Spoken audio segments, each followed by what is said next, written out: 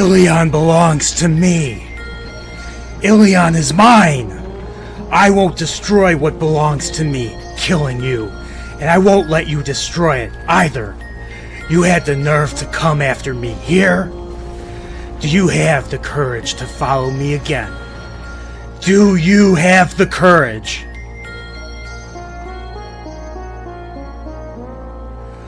I'm the Dragon Reborn, and I'm going to kill you, Samael.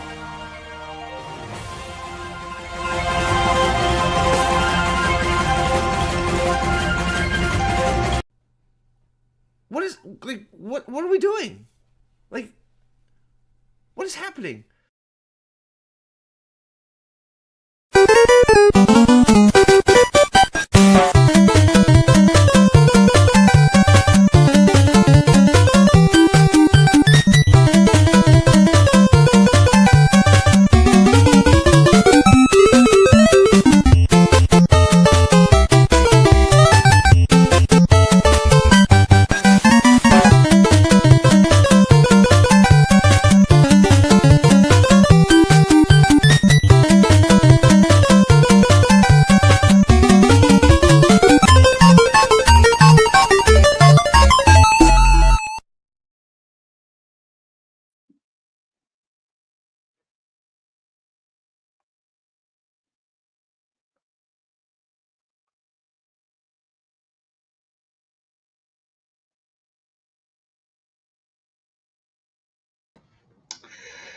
Welcome back to Chillporeal. I am your host, Brian, the Nerdporeal Lifeform himself. And well, this week is, we're a few weeks into the Wheel of Time, the Wheel of Prime being canceled. And I have my one of my book club bros with me right now. Let's welcome to his first Chillporeal. We got Staplebows. What's up, buddy? How you doing? Thanks for joining me. I'm doing good. How are you, man? I'm obviously very happy that the show is no longer around, and I'm glad to be here. It should be exciting. Yeah, you've been on with me and Dane, and you can hold up your end of the conversation really well. You're actually, I think you're one of the top people that knows the lore really well of Wheel of Time. So that's part of the reason why I invited you. And since you've been nice enough to take time out of your Sundays to come join me in my book club. I'm like, you know what? I gotta invite him for Chillporeal. Have a one-on-one. Have a fun time like I've had everyone else on. So now this is your time, man. So welcome. I hope you enjoy this. I will. So I have to ask first thing before we go any further. How do we know each other? How did you meet some of my friends? How did you come to? I don't know who you went to first, White Cloaks or Prophet? Prophet's streams. If I'm remembering correctly, right? I know it started back when it was after season 1 of the show came out, when the White Cloaks subreddit was still around. I was on that, and then from there, I eventually joined the Discord, and I learned about Prophet of Dragon and stuff like that. And then I think from there, I got on some of Prophet's streams, and I think that's when we met for the first time in one of his streams. Yeah, that. Okay, because I remember. Yeah, I mean, you were in the chat, and you were actually correcting everyone, especially me on my lore knowledge. So thank you. So I figure, so obviously you didn't like the show, or you wouldn't have found Prophet or the White Cloak. So where did the straw break the camel's back for you when you were watching it? I've asked Pips this, I've asked Steve this, Yeah. How far in the show, season 1, did you get before you're like, okay, this show's trash? Yeah, so when season 1 first came out, I wasn't done with the books yet. I think I was on like book 5 or something like that. And so I think I was a bit more lenient towards some of the changes because I didn't realize like quite the level of destruction they were causing. It was episode 5 and specifically the end of the episode where they have Lan, tear his shirt and start crying. That was and twisting his twisting his nips. Yeah, that was the breaking point for me. Poor Steppen. And I know after that I started watching the like Night's Watch streams, like Shadowversity does on his channel. Yeah. Mm-hmm. Yeah. Yeah, it's, if you haven't watched, definitely check. Steve was on Night's Watch a few weeks ago. So, so okay, so you were reading book 5. You were reading Fires of Heaven. So, how did you? What drew you to the books? Books. Well, part of it was because I started reading the books, I believe, like right when I started high school or right before. I can't remember the exact time. But pretty much what drew me to them was I was looking for like a new series to start because I had just finished a different book series. I think it was the Giver book series. I'm not sure if you've read it. They made us read the Giver in my second semester of English in college. I'm like, what is this? And then the movie came out like a few years later. I was just like, oh, it's one of these dystopian. Yeah. So I didn't even know it was a series. I thought it was just a single book. No, there's 3 sequels. They're pretty decent actually. They're not that bad. Okay. Some of them I like more than others, but admittedly, it's been a while since I last read them, so my memory's a bit hazy. But yeah. So moving on from that, I was like, I want to read like an actual fantasy series, not like a dystopian. Did you read any fantasy before that? Like, did you read like Harry Potter, Lord of the Rings, or Hobbit? Yeah, the only stuff I'd read before then was like, kind of the big stuff, like what you said, like Harry Potter, The Hobbit, Lord of the Rings. I think I'd also read Faithful and the Fallen by John Gwynne, which is a good book series. That was kind of the most niche thing I'd read until then. But yeah, I've been watching a lot of booktubers, especially talking about their favorite fantasy, and yeah, John Gwynne pops up quite a bit. I think I downloaded on my Kindle the first book. It might be that very series you're talking about. I don't even remember. I just looked it up. I saw the artwork. I recognized the artwork from the video, and I just downloaded the first book. Yeah. Is the artwork like a sword going into the ground? It's like, I think it's like a white, silver, or it's like a white cover or silver cover or something like that. It's a light, bright cover. Yeah, with a sword probably. Yeah. Yeah, I think we're talking about the same series then, because he's written 3 series. I've read like all his books. They're pretty good. Okay. His most recent one is the Bloodsworn trilogy, which I think actually finished either this year or last year. And yeah, that was pretty fun. So what kind of, is it like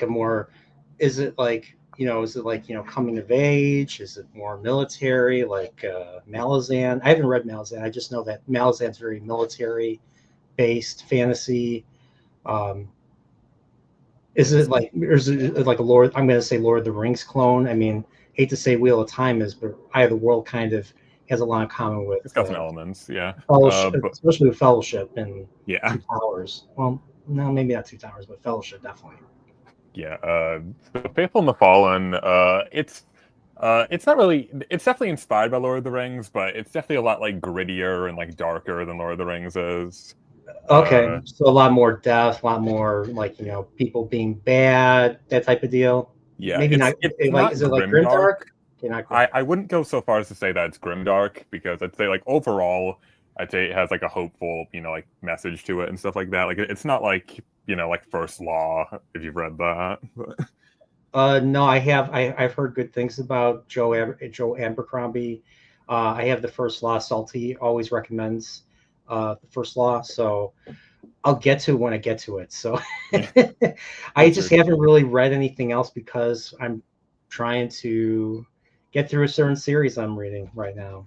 Yeah. Wheel of Time. Trying to get through Wheel of Time. So it's Staplebow, you know it. I don't know if anybody's watching. Hey, if you're watching, leave a chat.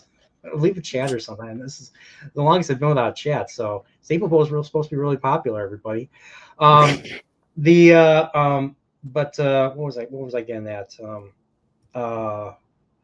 Oh yeah, so the my goal this year um, is to finish the Wheel of Time, and to kind of break that down a little further. My goal is to get through the slog before the summer ends, so before the end of August, basically. So, oh look, we got Pix Calcus. He's going to be a future Chillporeal next month. And we got Ms. Martin Muses. What's going on? What's going on? What's going on, guys and or guy and gal? So, yeah, Pix Calcus saying hello to you, Staplebow. I think he said womp womp actually.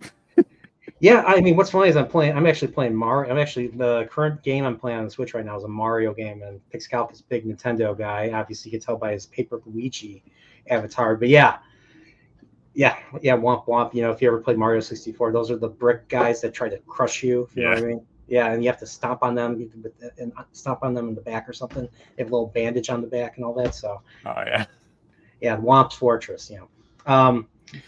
What was I getting at?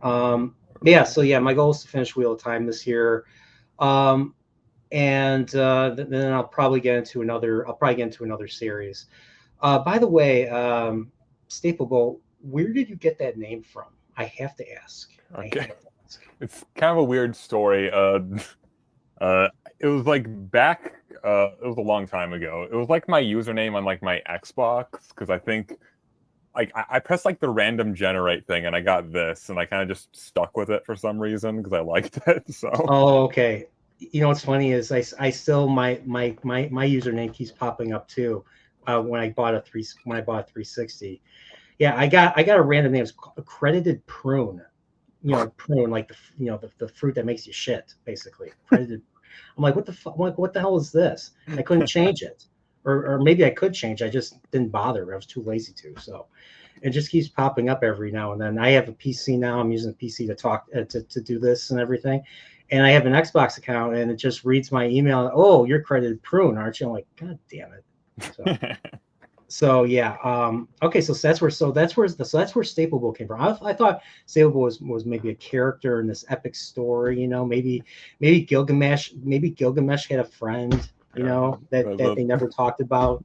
That's what they found in the new clay tablet that they found like the new clay tablet that was made by someone who had to picture themselves in the Gilgamesh story or something like that. I mean, they actually did find like new part of like a new tablet of the story though. So we got an update on Epic of Gilgamesh before Winds of Winter came out. Yeah, we got an update on that, and the Wheel of Time was finished, even though the author Robert Jordan passed away years before that, before we got Winds of Winter. So I mean, it's sorry, George. I'm sure you're listening, but that's not. I mean, heck, Robert Jordan finished his series, and he wasn't alive he passed away. I'm pretty sure like A Dance with Dragons came out like 2 years before Memory of Light came out. So like 2011. Yeah, 2011 was when Dance with Dragons came out. I think. When did the Memory of Light come out? 2013. 2013. Yeah. Yeah. So, and I didn't even know. I learned about the Wheel of Time. I learned about the Wheel of Time after I read Song of Ice and Fire. So I got into Song of Ice and Fire like when season 4 of Game of Thrones was out. And that kind of, so I didn't read. So after I tell you, I read Lord of the Rings and Harry Potter and The Hobbit and all that, and Sword of Shannara.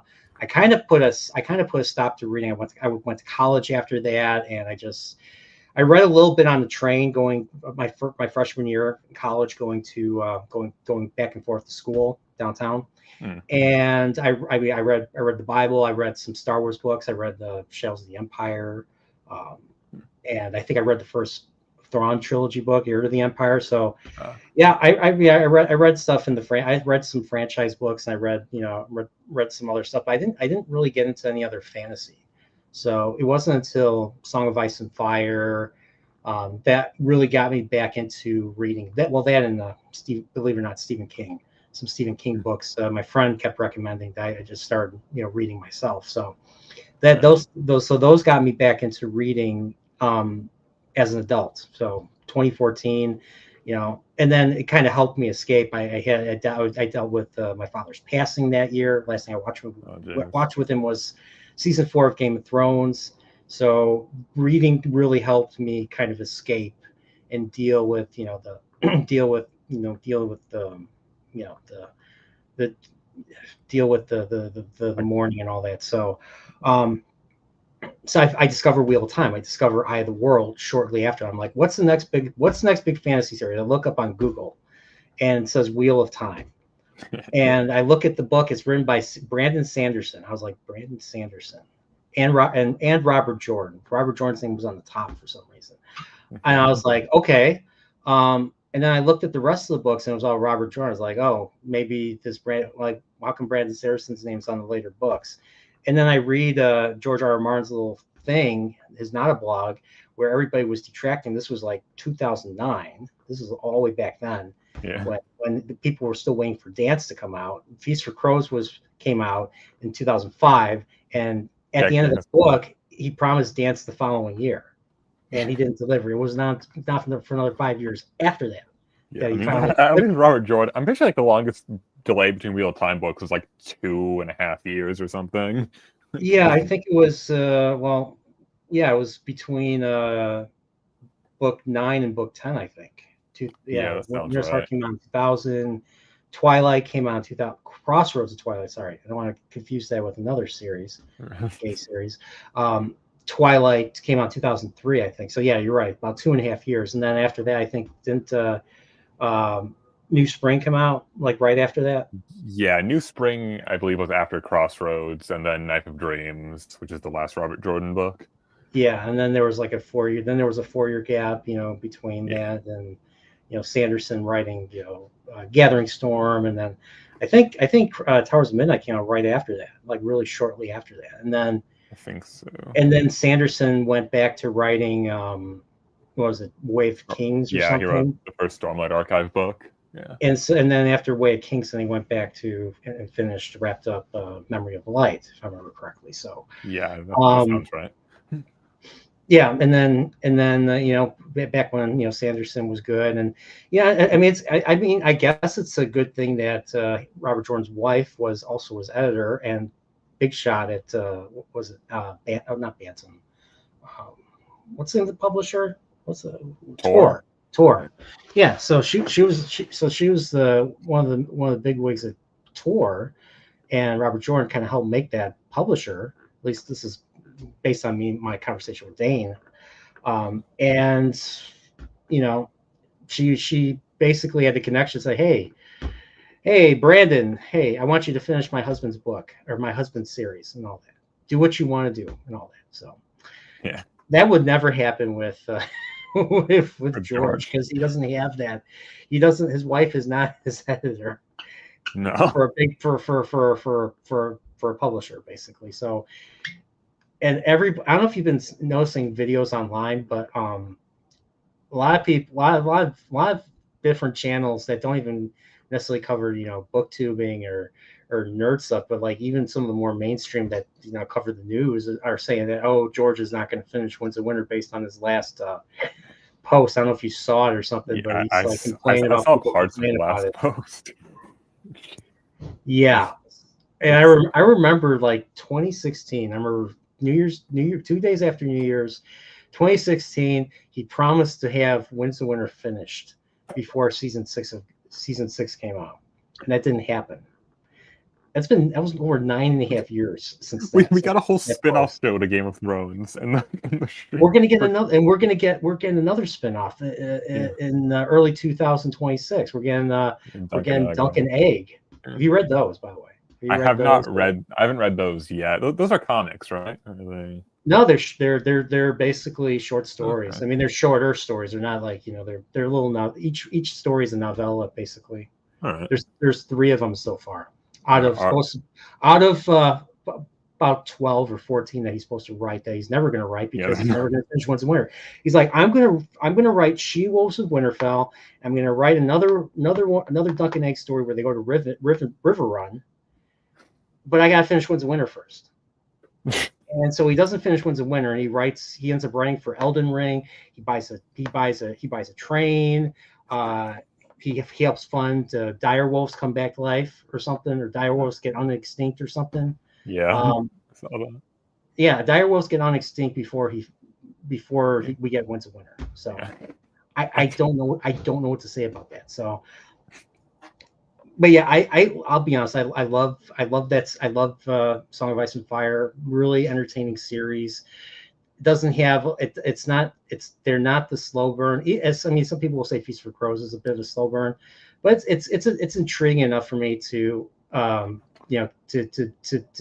hold my interest, and I'm really curious where things are gonna end up, and especially with Daenerys becoming more and more well known amongst people in the world, in different parts of the world, and all that. I think is interesting. But it doesn't have that slow burn problem that Wheel of Time has. So it's kind of why I've been struggling with Wheel of Time. Honestly, my main issue with even the earlier seasons of Game of Thrones, like the show, was that it felt like they kind of toned down some of the more magical elements of the books. Yeah, I agree with that. Like Lady Stoneheart, that stuff.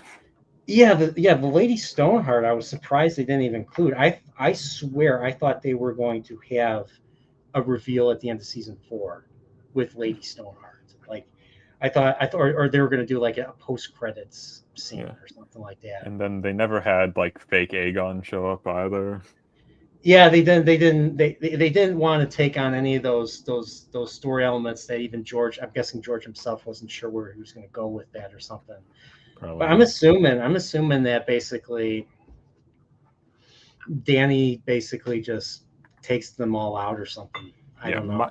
The theory I've heard, and obviously, I mean, the theories will never be confirmed, but like, I like the idea that fake Aegon would like probably play a role in Danny going crazy in the books, because I think like in the show, Danny was going to go insane in the books. It just would have been handled a lot better. Yeah, I agree. And I mean, I'm just not a fan of that idea. It's just like, what's the point of her story then? I honestly thought there was going to be like she was going to redeem the name of her family, despite the evil stuff that they've done. All to find out that she's just as bad as the rest of them, and then she dies, and then so Jon is the last one, but he goes beyond the wall anyways because. Yeah, I guess that's all he knows. In the show, Jon being a Targaryen ultimately wasn't really that important because like he doesn't try to get the throne or anything. Like it creates some tension with Daenerys, I guess, but like he never actually has any intention of going to the throne. Whereas book Jon's a lot more ambitious than show Jon, so I can buy him. To go for it. I'm just curious if there's going to be a Battle of the Bastards. I'm not sure. Honestly, I feel like Stannis would probably win, and I feel like Stannis is going to win in the books. Well, not like win against the Boltons in the books.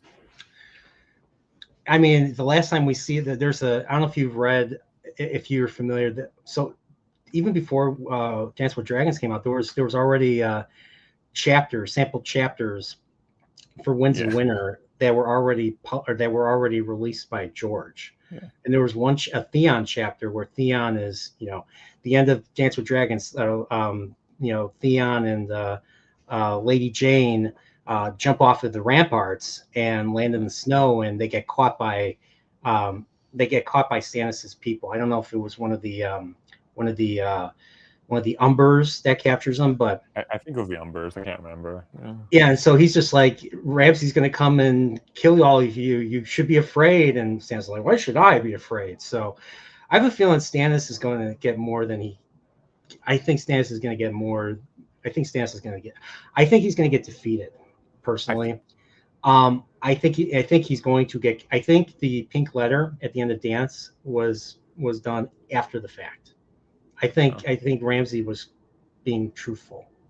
I first think the exact opposite. I think that was just.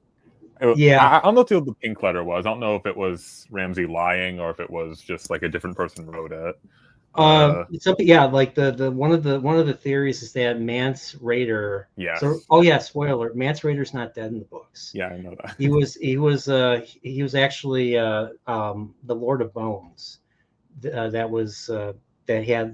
appeared to be Mance. He had some sort of glamour. So when they were cooking him, that wasn't Mance. So unlike the show actually kills Lady Stark in the Red Wedding, and they kill Mance, being burnt being Joan of Arc, basically. So. Yeah, probably that was because D&D did not like Stannis' character. I guess not. No, I mean, I'm pretty sure they directly said that they didn't really like his character, which is part of the reason why Stannis is a bit more evil in the show than he is in the books. But it's interesting. I don't know if he's more evil in the books, but yeah, that's something I need to re-examine. But that Stannis's character was based off of the actor that portrayed Tiberius in I, Claudius. So I, Claudius is an old 70s British miniseries about the Julio Claudian family. So you have Augustus, you have Tiberius, and Caligula, and Claudius, basically. all right. And the show ends with Nero taking power, or Nero, being the next in line, and then we don't see what happens after that, because the show is run from Claudius is an old man, and he's recounting the story of his family. He's writing his autobiography, and he's also including like a chronicle of his family and what they've done and all that. And that's where basically all the intrigue for Game of Thrones comes from, is from that series. Like, there's so many things I recognize right away. But like Joffrey's character is Caligula. I don't know if you remember Caligula. Caligula was the insane emperor, the insane third emperor. He always willing to kill people. He's always unpredictable. He got assassinated. But Tiberius was the one that was based off of. Tiberius was based off of, or Stannis was based off of Tiberius, and Tiberius was basically he was the one that nobody took seriously. And he was jealous and he disliked Augustus. Augustus would be Robert Baratheon. So Augustus, played by Brian Blessing, are you retarded? That Brian Blessing plays Augustus. And and he's like, hey, he has no love for me and all that. And I was like, okay, that's totally Stannis right there. It's something Stannis would say, at least book Stannis. I don't remember if actually, no, he does say that. I think he says that in the show as well. He says that, but he says that about Ned Stark. He says that about Ned Stark. Ned Stark never loved me. No, it's because you're a dick. You're an ass. You're a jerk. I think. I don't know. Stannis doesn't get any credit for all the stuff he did in the past, so that's true. I understand why he's bitter. Yeah, that's true. That's true, and then that's why he didn't really help when in the first book or the first season, when Cersei was making her moves and all that. So. He didn't move until after they were already, after Ned Stark was already gone. Well, Ned sends him a letter, right? He sends him a letter. Sends him a letter, and I don't remember he did get the letter. He gets the letter, and he reads it in the beginning of season 2, the beginning of book 2. Yeah. I think Maester Crescent gives it to him right before he drinks the poison, trying to poison Melisandre and all that. Yeah. Yeah, the Melisandre stuff was... that was meant for Winds of Winter. Them revealing her to be an old woman. I did not see that coming, to be honest. No.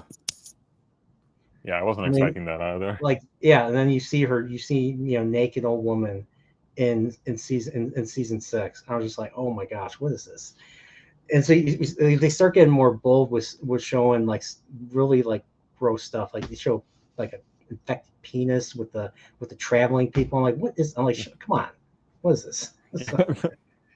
And then Arya's running with several stab wounds, and Bravo. That was the stupidest part of that season. The end of that season season 6 was good, except for that. That was bad. Yeah, when the faceless man stabs her a bunch of times, and she jumps into the river. Yeah, and what's funny was that same faceless man or woman she was an Andor. She was. Oh my god. Yeah, she was, and she survived. I was expecting all those characters to die. Yeah, and she did not. She was one of the few that survived. Yeah, in Andor, I thought that every character not named Cassian Andor or Mon Mothma was going to die at the end. So. Yeah, that's what I thought too. I mean, honestly, based on watching that series, I wouldn't be surprised. I actually wouldn't mind if they remade Rogue One. Tony Gilroy remade Rogue One and made Andor more like his character in Andor than how he was in Rogue One. Because in Rogue One he was a bit sketchy, and he was just a sketchy character.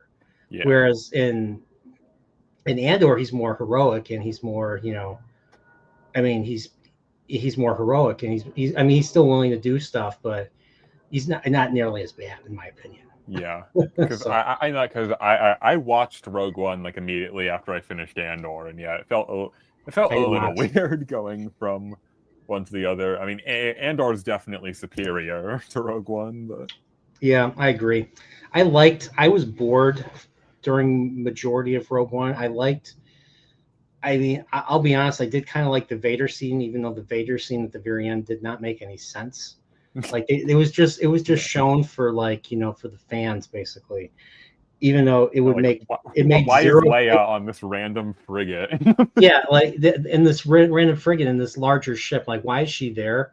Why would Vader go by himself to get the plans? He would send the troops in front. That's how the original Star Wars begins. Yeah, the troops go in. He doesn't go in. He only goes in after. He's not gonna waste his time fighting a bunch of small fry. I mean, it was cool looking at it, but still, I mean, the final battle in Rogue One is still pretty entertaining, though. Like the whole. Oh yeah, I'm one with the Force. The Force is with me. Donnie Yen. When they crash the one Star Destroyer into the other one. Oh yeah, that's right. Wait, did they? Yeah, remember they had one rebellion ship ram one Star Destroyer. Oh, that's right. I forgot. I haven't. You know how long it's been since I watched Rogue One. I mean, I have the Blu-ray. What's funny is I got rid of all Disney Star Wars, except for Rogue One. So I still have Rogue One right there. I mean, Rogue One's the only decent movie they made, though. Yeah, what's funny is I was so looking forward to it originally, because the original Star Wars is my favorite movie, and I love the Battle of Yavin. I love the entire movie. It's my favorite. I don't think it's the best movie in Star Wars. I think that goes to Empire technically, yeah. But Star Wars and Empire are my two favorite movies. They're both in my top 10. They're both in my top 10 favorite movies of all time. So, but I love the original Star Wars. I love the original Death Star and the original, the trench run and all that. I love that, because it was just you're on the edge of your seat. All these pilots are getting picked off one by one by Darth Vader, and then Luke's by himself. And you're like, oh, what's going to happen? How's he going to get through this and all that? So, yeah. And then just the way that the music kind of played with the explosion was perfection. It was cinematic perfection in my opinion. So those movies are really freaking good. I mean, really, I think I grew up watching the prequels more than the OT, just because of the era I was in. But yeah. Yeah. Speaking of the era you're in, so apparently you, my friend, graduated. Yes. So, congrats. I know you're not of age to drink, but so I'll drink for both of us. She'll drink in spirit. Well, you should get some chocolate milk or something. I'm kidding. Fuck you. Or some Kool-Aid. All right. Well, cheers. There's the Staplebow, and may his future be a masculine future. Okay, that was bad. That was God. I'm trying to do a Luca Fonsi. Boo. Cheers. Don't worry, I'm gonna stay in control. Stay in control of my. I'm not gonna see Chillporeal come out. Chillporeal. I don't know what that is. Is that a mixed? Is that a drink? Is that food? I don't think it means anything. I think it means quite a bit. You might be you might be right. I think last time I did this stream with Pips and all that, it got pretty wild. I think I had a little too much. I drank a little too much too fast, and I blame, as a true Chicagoan, I blame him for all my problems. Yeah, but always blame it on the horse. Sorry, always blame it on the horse. Yeah. yeah, I always blame it on him. So, um, but yeah, so I figure, but yeah, we like, I'm on book 8 right now. Mhm. It's been a bit of a rough road. Do you have any words of encouragement for me to Okay. keep reading? All right, so you're on Path of Daggers. Path of Daggers is definitely one of the harder books to get through. I'd say it's probably the second hardest. So, like, you're not After Crossroad, I'm guessing. after Crossroads, yes. Uh, Okay. but Path of Daggers does have a few moments which are really good. Like, to avoid spoiling anything, there is a battle later on in the book that actually is quite good. Okay. I mean, I've heard accidental spoilers on it. I don't know the full context or anything. But yeah, I'm looking forward to that. I'm curious if there's there's more stuff to learn. I mean, obviously, so far in this book, we learned about another nature of the power that I didn't know, and I don't know if it was talked about in earlier books. The whole unweaving of gateways, yes. basically, or unweaving of anything. Yeah, Basically. like with the because doesn't Avienda do that or something Yeah, like that? she does that, and the Aes Sedai are like, "What the fuck are you doing? Like, you're gonna kill us all." Yeah. And she's like, "No, no, no. I'm fine. I was taught by the wise ones." And then the Aes Sedai are like, "Oh, wise ones, I hate you." You know. Yeah, it's funny how like there's all these different factions of women in their group in this early part of the book, with the whole Bowl of the Wind stuff, Yeah, and they because all hate because each other. they've got the sea I, folk, they've got the kin, they've got the and Aes Sedai.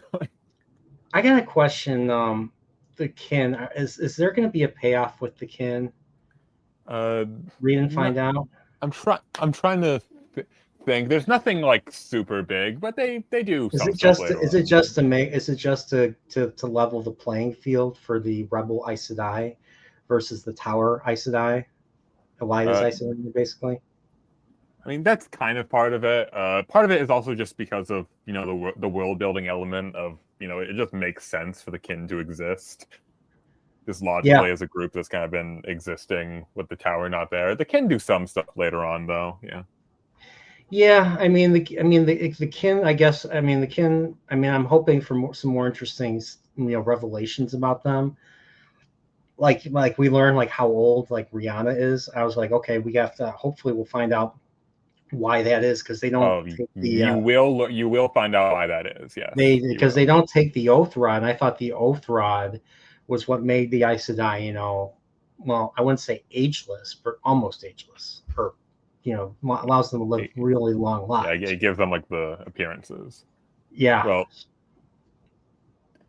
I mean, I'm not going to say anything. All right, I'm not going to say that's what Yeah, we can yeah. find out. So read and find out. Okay, understood. But I will say you do get an answer as to why the kin live longer. There is an explanation. Okay. And I mean, one thing I like about fantasy is just the thing that I think I like about fantasy, and this comes from me playing Zelda, is just the idea of just like discovering interesting aspects of a new world, of an alternate world, or so to speak. And I feel like I'm getting less. I mean, like you said, that like you have the kin that adds to the world building and all that. And like of course more context behind the like especially the Trollocs Wars has been revealed quite a bit.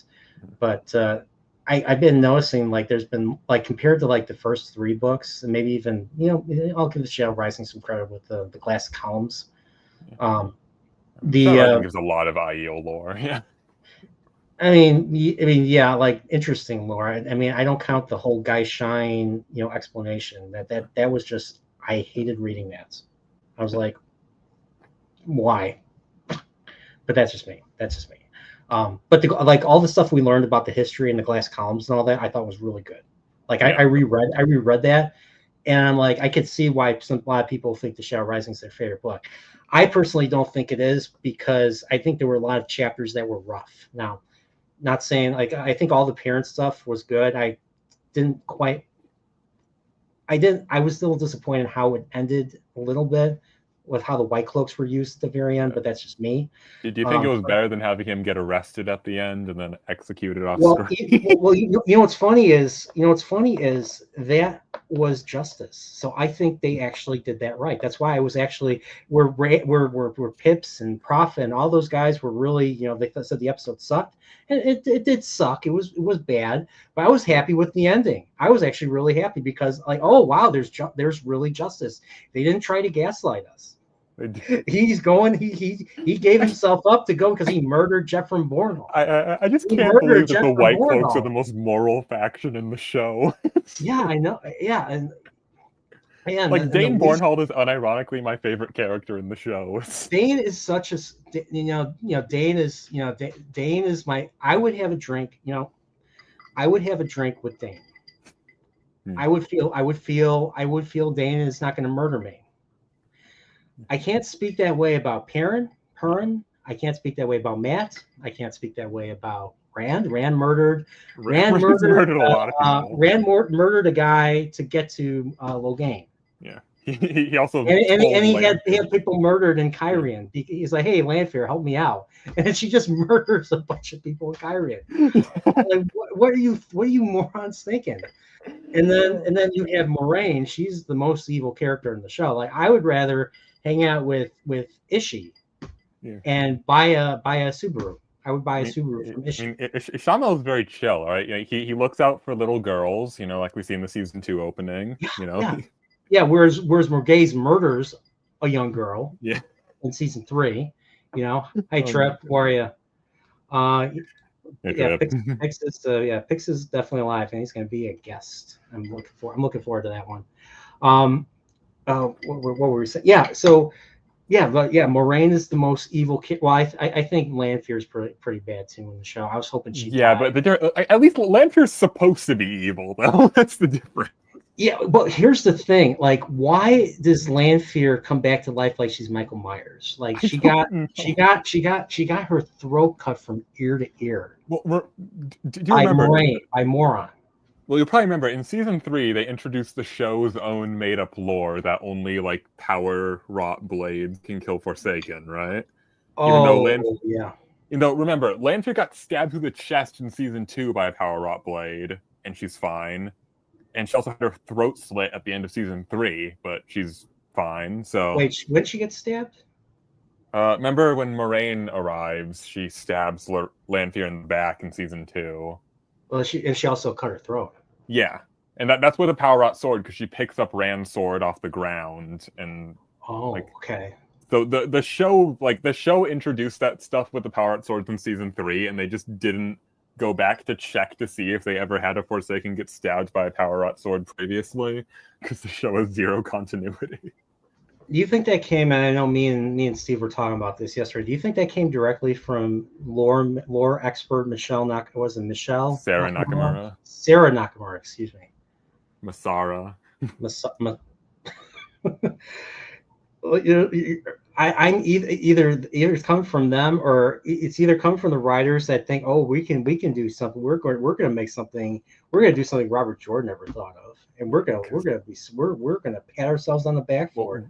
Rafe has bragged about how people in the writers' room have not read the books, like some of them. So I honestly would not be surprised if the reason why they keep retconning the Forsaken lore is because they probably have writers who haven't read the books doing stuff, and they contradict each other between episodes because they don't communicate with each other.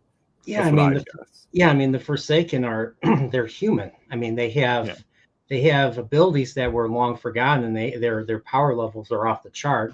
Well, except for Rand, but Rand's power just gets bigger so that he can kill them, basically. Yeah. Which is another issue I have. I rather have villains. I don't know. I'm more invested when the villains are way more powerful to the point where, like, oh my gosh, how are they?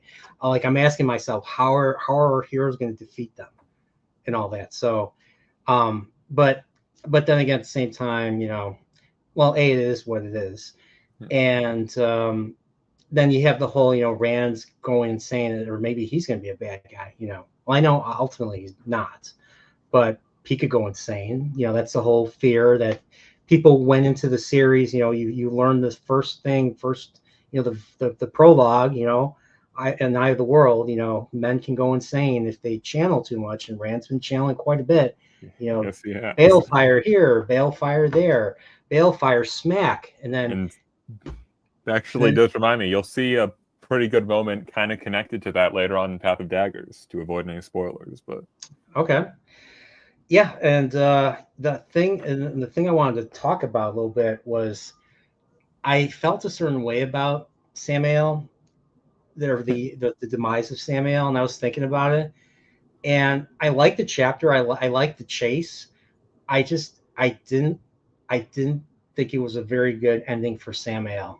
Yeah, it's like, definitely, we should have seen him die or something. We should have seen him, or maybe Ram would have tried to save him from Mashadar, but Mashadar eats him or something. But we didn't see any of that happen. We just see he's down there. I think a structure goes down.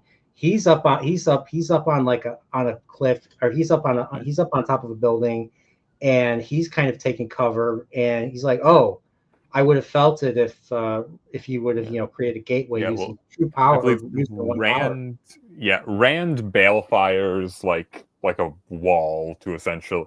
I don't know if it's wall. He balefires something. He balefires the girl. He balefires the girl, but the girl gets caught.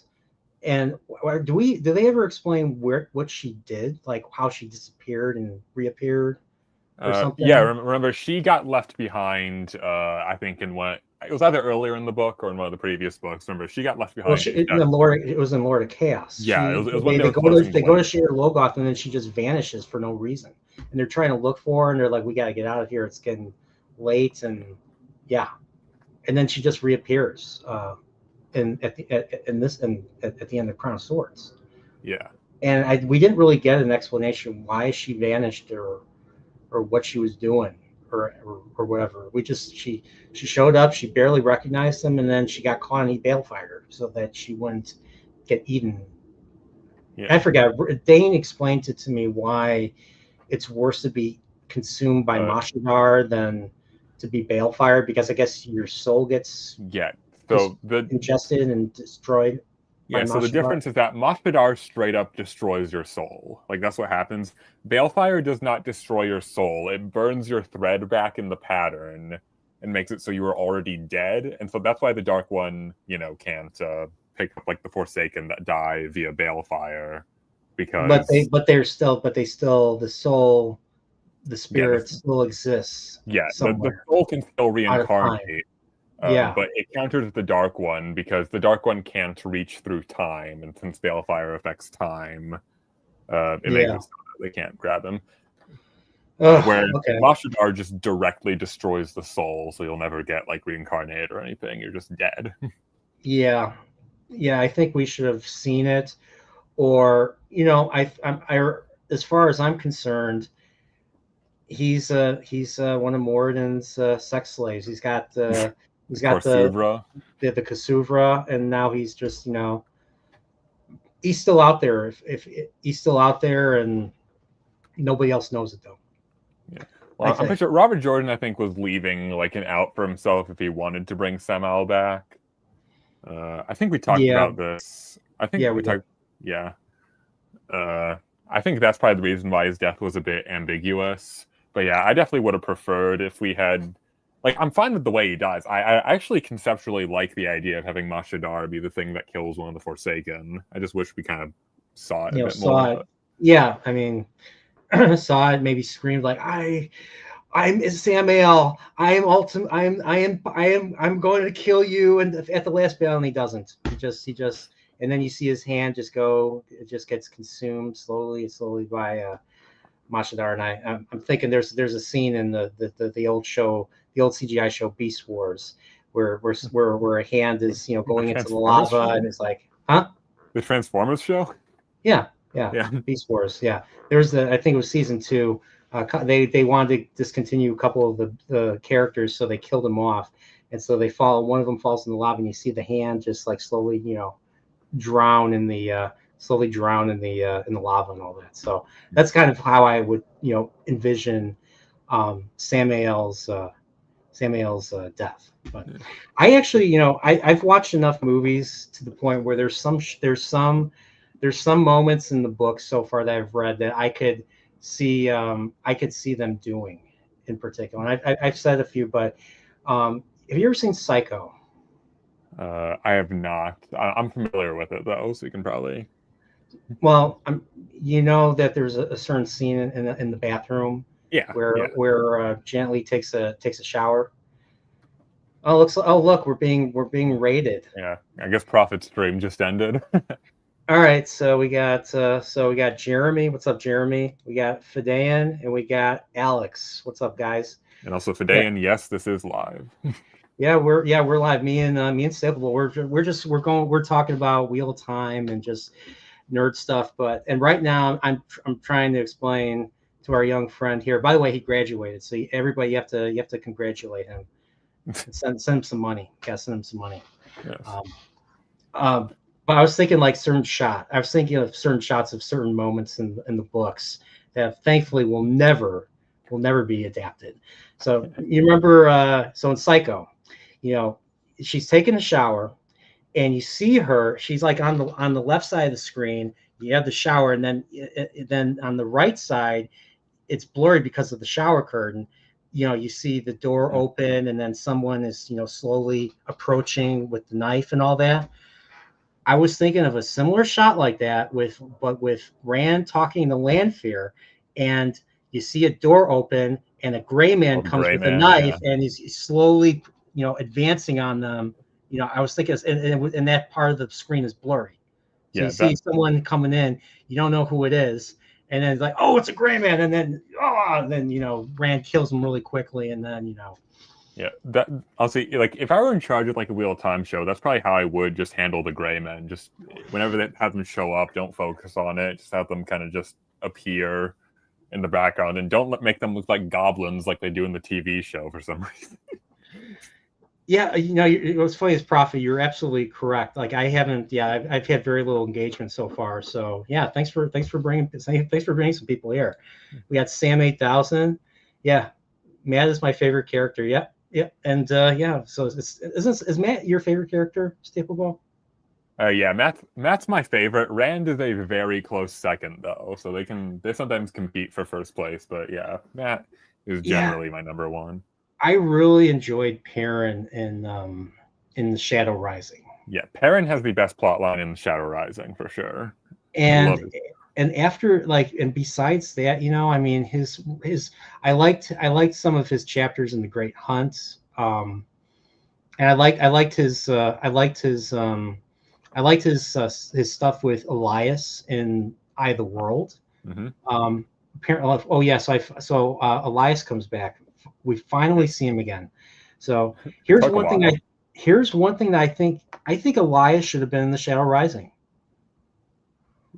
Okay, I can see an argument for that. Yeah. Well, I mean, because Rain and those other people, Rain and those other tinkers showed up. I think Elias should have been the reason why they didn't all die by the Trollocs. Was because of Elias protecting them or something. Yeah, they could have done that. I think the issue with that though would be with some stuff to do with Slayer, but I can't really get into details there. That would be interesting if it was he would help Perrin fight Slayer, even warn Perrin about Slayer or something like that. Maybe. So I don't know. It's an interesting idea. I mean, honestly. That'd be the sort of change, like, if the show were to do that, if the show was actually good. Yeah, the show forgot about him. Like, they bring him in, and then they lose him, and then they forget about him. Yeah, and in the show, he's never really Elias anyway, because he doesn't act anything like Book Elias. Yeah. But yeah, I think so. I'm curious if Elias is going to have a meaningful role in this one. I've heard he just teaches Perrin how to talk to women or something, or how to handle his wife or something. That's what I heard. I've listened to some booktubers talk about the slog, so I know some of the major storylines and all that. So, which is not much. So there's a lot of stuff I don't know what leads up to it, or what leads up to what and everything. So, but so I'm gonna try and get through chapter. I'm gonna try and get through the parent stuff this weekend. I'm gonna All try. right. I'm gonna try. I I believe would in get you. up. I would get up early on a Sunday morning, and I would just like get out my book and I'd start reading. And I try to get through. I get through a book. I get through the Dark. Another series I liked quite a bit was the Dark Tower, Stephen King. I would read those. A lot of people complained about the last couple books.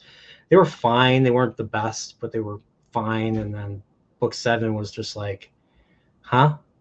Why is there Harry Potter stuff in this? Why is the villain named after a rock album? And why does everything repeat itself? Spoiler Wait, alert. there's a villain named after a rock album? Yeah, it's called or not a rock band actually. It's an old 60s, 70s psychedelic / progressive rock. It's called In the Halls of the Crimson Crimson King. King, yeah.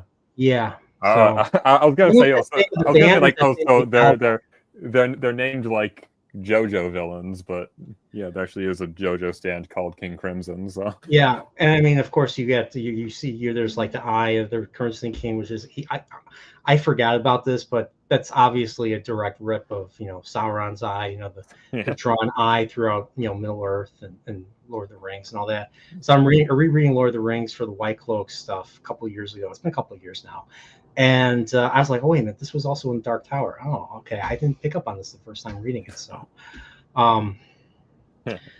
Yeah. So Wheel of Time. I'm gonna try and finish this year and try to get a book. I'm gonna try and get a book club thing going. Hopefully, I don't even know if I'm gonna do 1 stream or 2 streams for Path of Daggers. I don't even know if there's enough meat on the bone for 2 not streams. sure. The Rand chapters have a good amount to talk about. There's a good amount in the Rand chapter. The Rand chapters are the best part of Path of Daggers by a mile. That's I mean that seems to be the case for most of the books. Well, except for what's funny is with the exception of Crown of Swords, that goes to Matt. Yeah, Like Crown my of Swords is favorite. one of Matt's best books. I mean, I like the end with Rand going after Samael. I mean, the video I made, I'm gonna kill you. I'm gonna kill you. Like I read that, I was like, dude, this is cool. This is a cool moment for Rand. He's like, I was just like, this is really. So I recreated the end of Lord of Chaos. So yeah, Rand at least is pretty much always doing something in the slog books. So whenever you get to his chapters, you should be good. yeah. Unless it's Crossroads of Twilight, but he doesn't have that many chapters in Crossroads of Twilight. Yeah, I really enjoyed the fight with the Golem. Yes. Oh, by the way, this is gonna be funny. It has nothing to do with Wheel of Time, but I'm sure you're familiar with what's going on in the world. Yeah. I mean, there's certain things happening in LA and all the various cities because of things going on that quite a few people disagree with. But there's also stuff going on the other side of the world, where a certain chosen nation full of chosen people attacked the descendants of Persia. And what's funny is they not only attacked them, they killed 3 of their top nuclear people. You know what one of their names was? What? Golam. Gholam. I'm not joking. I saw the names of one of the top upper tier in the nuclear program. One of them's name is Golam. I'm not joking. Must have gone out of one of the stasis boxes. Yeah, possibly. So, yeah. Fun fact, everybody. The Golem is actually a pretty good villain. I do like the Golem. Yeah, I mean, it's like the T-1000 kind of. It's like a fantasy T-1000.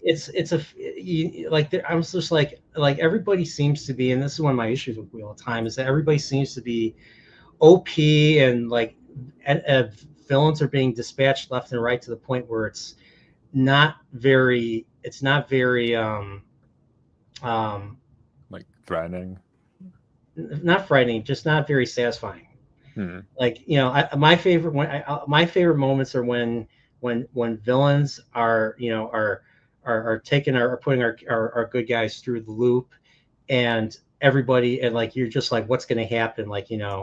and all that. And I don't feel that way about the Forsaken. I know the Forsaken are supposed to be bumbling and, well, not bumbling, but they're supposed to be like, not working together, and because of that, some of the Forsaken are better than others for sure.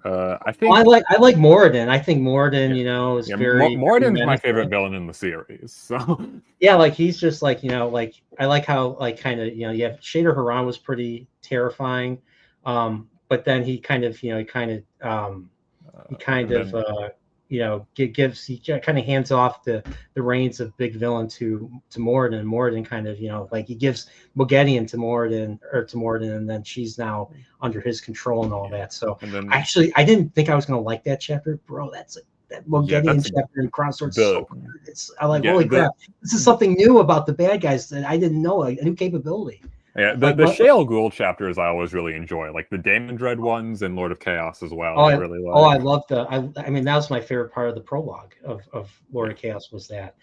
What's funny is I actually like the prologue of Crown of Swords more. I mean, I liked one of the best ones was the assassination of Pedro Nile. Yes, I read that. I was like, holy crap, this is written so good. Like I was just like, you're doing it from the point of view of a character that's about to die, and there was something about it that made it more real than even something that Martin would write. And Martin, because all of Martin's prologues deal with point of view characters that get offed, right at the end. But there was something different about this. Like it was just like it's surprising. Yeah, well, yeah, it was surprising. You just don't expect him to get killed off like that. It's just. I mean, you knew something was going to happen because they were talking about it in Lord of Chaos when what's his name came back, when Valda, the one that gets killed in season 3 of Wheel of Time. Remember that show? Yeah, God, killing off Valda. I can't speak because of spoilers, but killing off Valda, that ruins one of the best, like, more minor moments later on in the books in Knife of Dreams. Okay, yeah. So I know that goes down. I don't know exactly how it goes down. I just know it goes down in the prologue. I know it goes down in the prologue, and Knife of Dreams. I think I have a good idea who's the one that fights Valda. Yeah, I think it's another young man who joined the White Cloaks and is very handsome, and everybody swoons to Galad. I'm assuming it's Galad. Yeah, we'll have to read and find out. It would make sense. So yeah, I'd have to read and find out. So but the stuff with the Prophet, I wish I'd like to see, like, I kind of want to see some of the stuff that the Prophet does. We keep hearing about stuff. We keep being told about stuff, but we don't actually see the stuff. Like I would have loved to see like a chapter from a random point of view of a character that's a victim of the Prophet, or whose family is the victim of the Prophet, or something. Yeah, you'll definitely get more exposure to like Misema later on. A bit later on, and yeah, I think you'll get a bit more of what you're looking for. I do know we meet him in Fires of Heaven, and my first impression of him was, you ever seen a movie called Apocalypse Now? Yes. I got a Colonel Kurtz impression of Misema, or Prophet, basically. So just insane. Like if the Prophet was played by anybody, it would be played by Marlon Brando, in my opinion. But like I was thinking, like there's a in this series, Legend of the Galactic Heroes, there's an episode that wasn't in the book, so it's a 10-book series, and there's an episode where the one of the factions, one of the sides of this conflict is invading the other, and there's this one farm planet that is directly affected by this, and we get to see the horror of what happens because of this invasion. And that's kind of what I wanted to see with the Prophet and and Gildon in the books, and we didn't. Maybe we see something. I'm assuming we don't. But I want to do more show and less tell. Okay. In my opinion, but that's more of a minor criticism. So yeah, I can understand that. It is what it is, and I'm not gonna. I promise everybody, I'm not gonna complain about Wheel of Time more. I'm just gonna read it, and just make up my own mind and all that. So, yeah, I was complaining about certain aspects of Lord of Chaos and some Crown of Swords and everything. So, yeah. Max does bring up a good point in the chat, though. The Prophet runs Trolloc Live Matter, an important organization. Yep.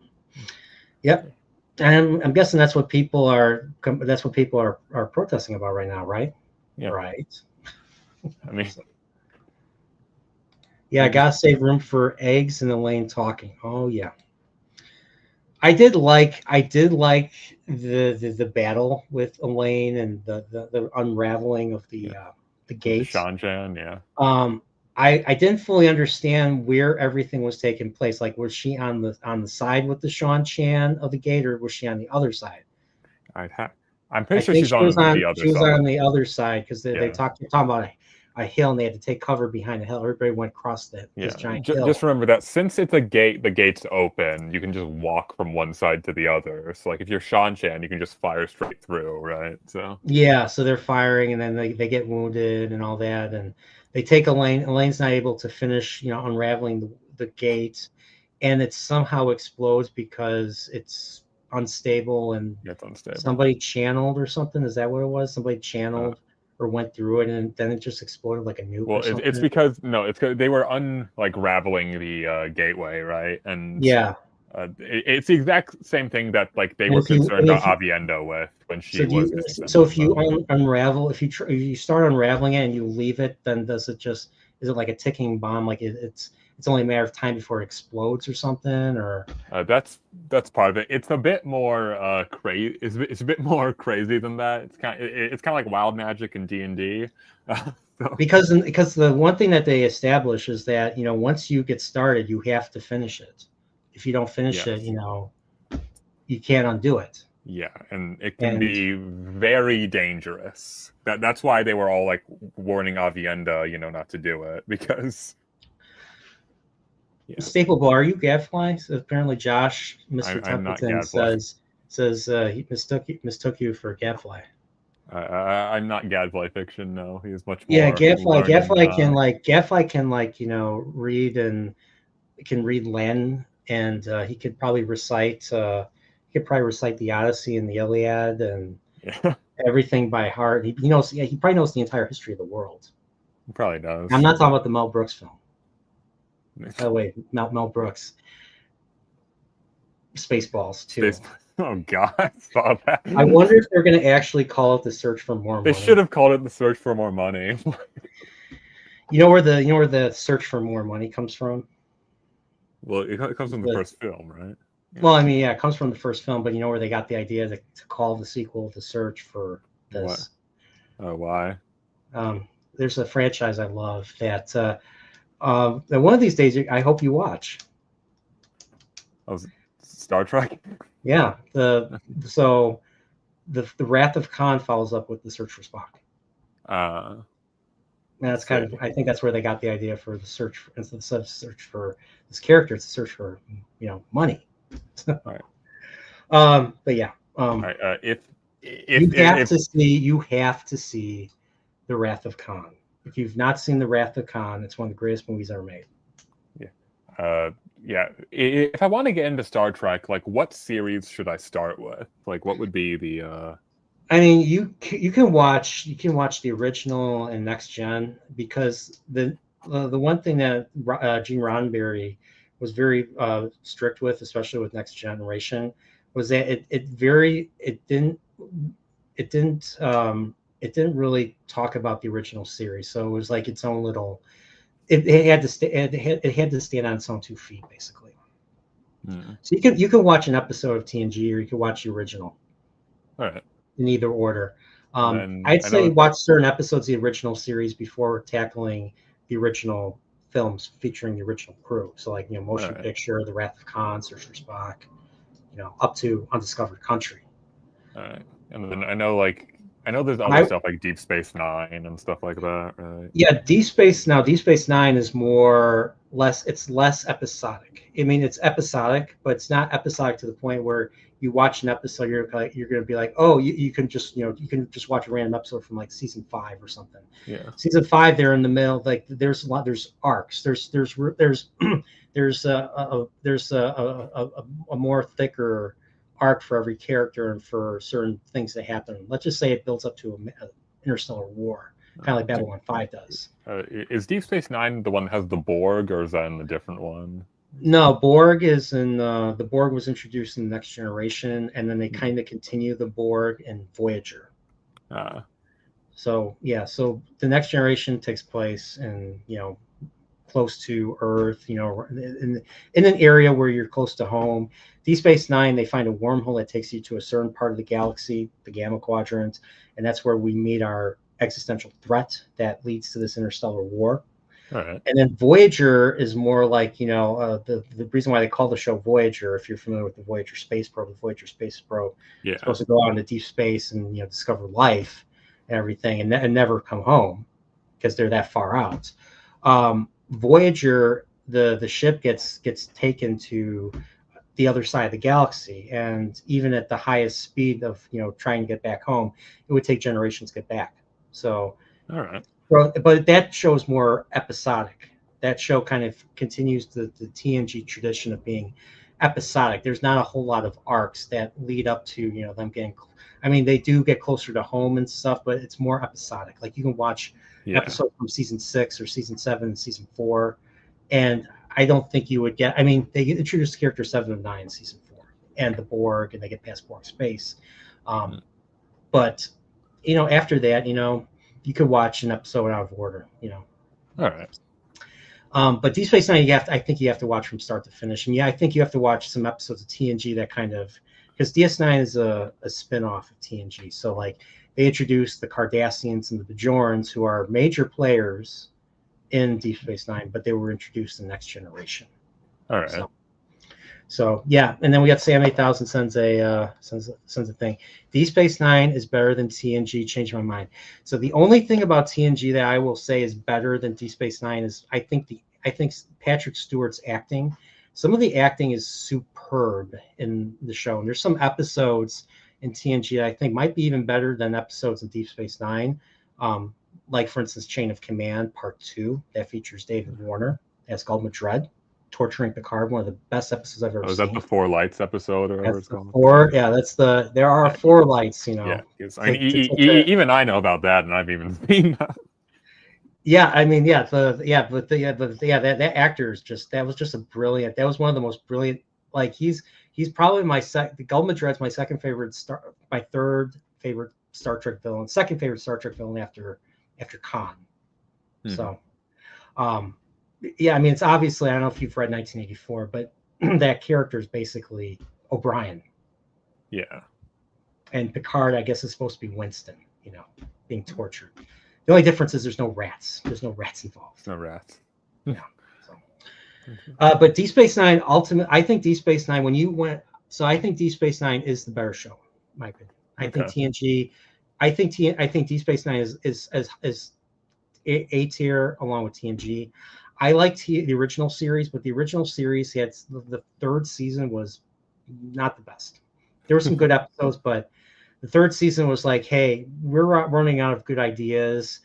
We're about to be canceled. Let's just make this and move on. And that's basically it. And Kirk Shatner put on weight. He started growing mutton chops because it was 1968, 1969. He had some getting some mutton chops, and he was putting on a bit of a gut and all that. Probably from drinking and all that. So, but yeah, it was getting less serious. It was getting more and more cheesy. It was getting more cheesy and cringe. Yeah. So is the original show just 3 seasons then? Yeah, the original show is 3 seasons. The first season is the best. Second season has some of the most popular episodes. Like there's an episode called Mirror Mirror where they accidentally beam, because of an ion storm, they beam into an alternate universe where everybody's evil and Spock has a beard. Yeah. That's funny. So, and then there's an episode where they go to a space station and they encounter someone that sells these little fur balls, and then these fur balls keep multiplying to the point where they're all over the place on the station and on the ship. It's called the Trouble of Tribbles. Yeah. And then we find out that they are the sole enemy. They are the sworn enemy of the Klingon Empire. Yes. I'm not joking. And then you had the episode of the original series where they feature Khan, and then which leads to the movie The Wrath of Khan. Excellent episode. There was a battle episode called Balance of Terror where there's a alien ship comes in, starts destroying outposts, and they have to go after the ship. And if they don't go after the ship, they could run the risk of that ship reporting and saying, hey, the Federation's weak, we can go and invade them and all that. So so it becomes a cat and mouse chase and all that. Great episode. It's like Hunt for Red October. Kind of like that. Yeah, it was submarine. It was basically, there's an old movie called The Enemy Below, where you cut between the Allied commander on the battleship, and you have the Nazi U-boat submarine captain trying to outwit each other. That episode was basically that, but it was with Kirk and the Romulan commander basically. So, but same, yeah, you're actually really close. That was actually pretty stupid. So, this was way before Tom Clancy wrote for October. Oh yeah, this was the '60s. But yeah, they took a lot of ideas. I mean, the original series is well worth it, and I might know someone who can, if you don't have the means to watch it, I can send you the means to watch that, and I could send you the means to watch the show, Galactic Heroes. Galactic Heroes. All right. Yeah. All right. This might be my favorite show. Like besides Star Trek, this might be my favorite show. Anime. It's definitely my favorite anime show of all time. Okay. Even more than Monster. I love Monster. Yeah, Monster's definitely in like my top 3 anime now. Probably top 2, honestly. Yeah, because I can't buy the show. The show is not out on DVD. They'll never release on DVD or Blu-ray. Yeah. I've been buying the manga because the manga is exactly the same. It's faithfully adapted. Oh, for Monster, yeah. Yeah, isn't it nice to have, shows that are faithfully adapted, unlike a certain, if Rafe was in charge of Monster, Johan would be the good guy, and like Tenma would be like the most evil guy in the show. Yeah, Tenma would be murdering people, and what's his fiance's name? I can't think of her name. Yeah, the fiance, the daughter of the hospital surgeon, the surgeon general of the hospital. She would probably Ava Heinemann. Yeah, now I remember. She would just be this very uninteresting character who we hate. Yeah. And that I eventually liked the character. She starts off terrible. We don't like her because she's just like, oh, people aren't created equal. And then when he gets fired or he doesn't get fired, he gets demoted. Yeah, he gets demoted because he decided to prioritize saving Johan over saving the high executive guy. Whatever. The mayor. It was the mayor. He was supposed to save the mayor. Like they're like, oh, you want to look good. You want to make our hospital more famous. You save the mayor, and you can get promoted. You could you have aspirations. You can become head of surgery or something. Well, he saves the kid, and the kid's like, they're like, nope, we're not going to promote you. We're not going to fire you, but you're gonna if you quit, we're not going to give you a recommendation. You're never going to work again. So, and so he's freaking out. He's crying. He's drinking. It reminds me. And then they all just start dying all of a sudden. Yeah. Then and there's this candy wrapper and all that. I showed that clip. I showed that clip in I showed that clip in the intro. By the way, what do you think of the part where I said, "Hey, we're going to celebrate your graduation," and we get to see the terrible dance in season 3 and then Leandra gets double penetrated by Ivan and Ivan and Maxim. That scene is so terrible. It's so terrible, but it's so fun to keep that clip going for my intros. I just love that they had that group of Black Aja be a way larger group of Aes Sedai. Then moments later, they had a single Aes Sedai and 2 warders do way better against that same group. How did they get out of the tower so quick? Like, weren't they ahead of them? Like, what's going on? And then it was Leandra was stabbed in the heart twice. Yeah, like she's dead. Like even the healing probably wouldn't be able to bring to fix that. No, No, because apparently. remember, if the wound's severe enough, you'll die in the healing, right? So I I forget how healing. I forget how. because remember, I'm healing sorry. takes I more. forgot the rule. I forget the rules of Wheel of Time. Like Remember, healing especially. takes more from the person being healed than the person who's doing the healing. Oh, I thought it was the. I thought it takes more from the healer. That's why like when I think Moraine. I might be misremembering it. I'm pretty sure it's more from the person being healed because if the wound's severe enough, then you can die in the healing. Oh, okay. All right.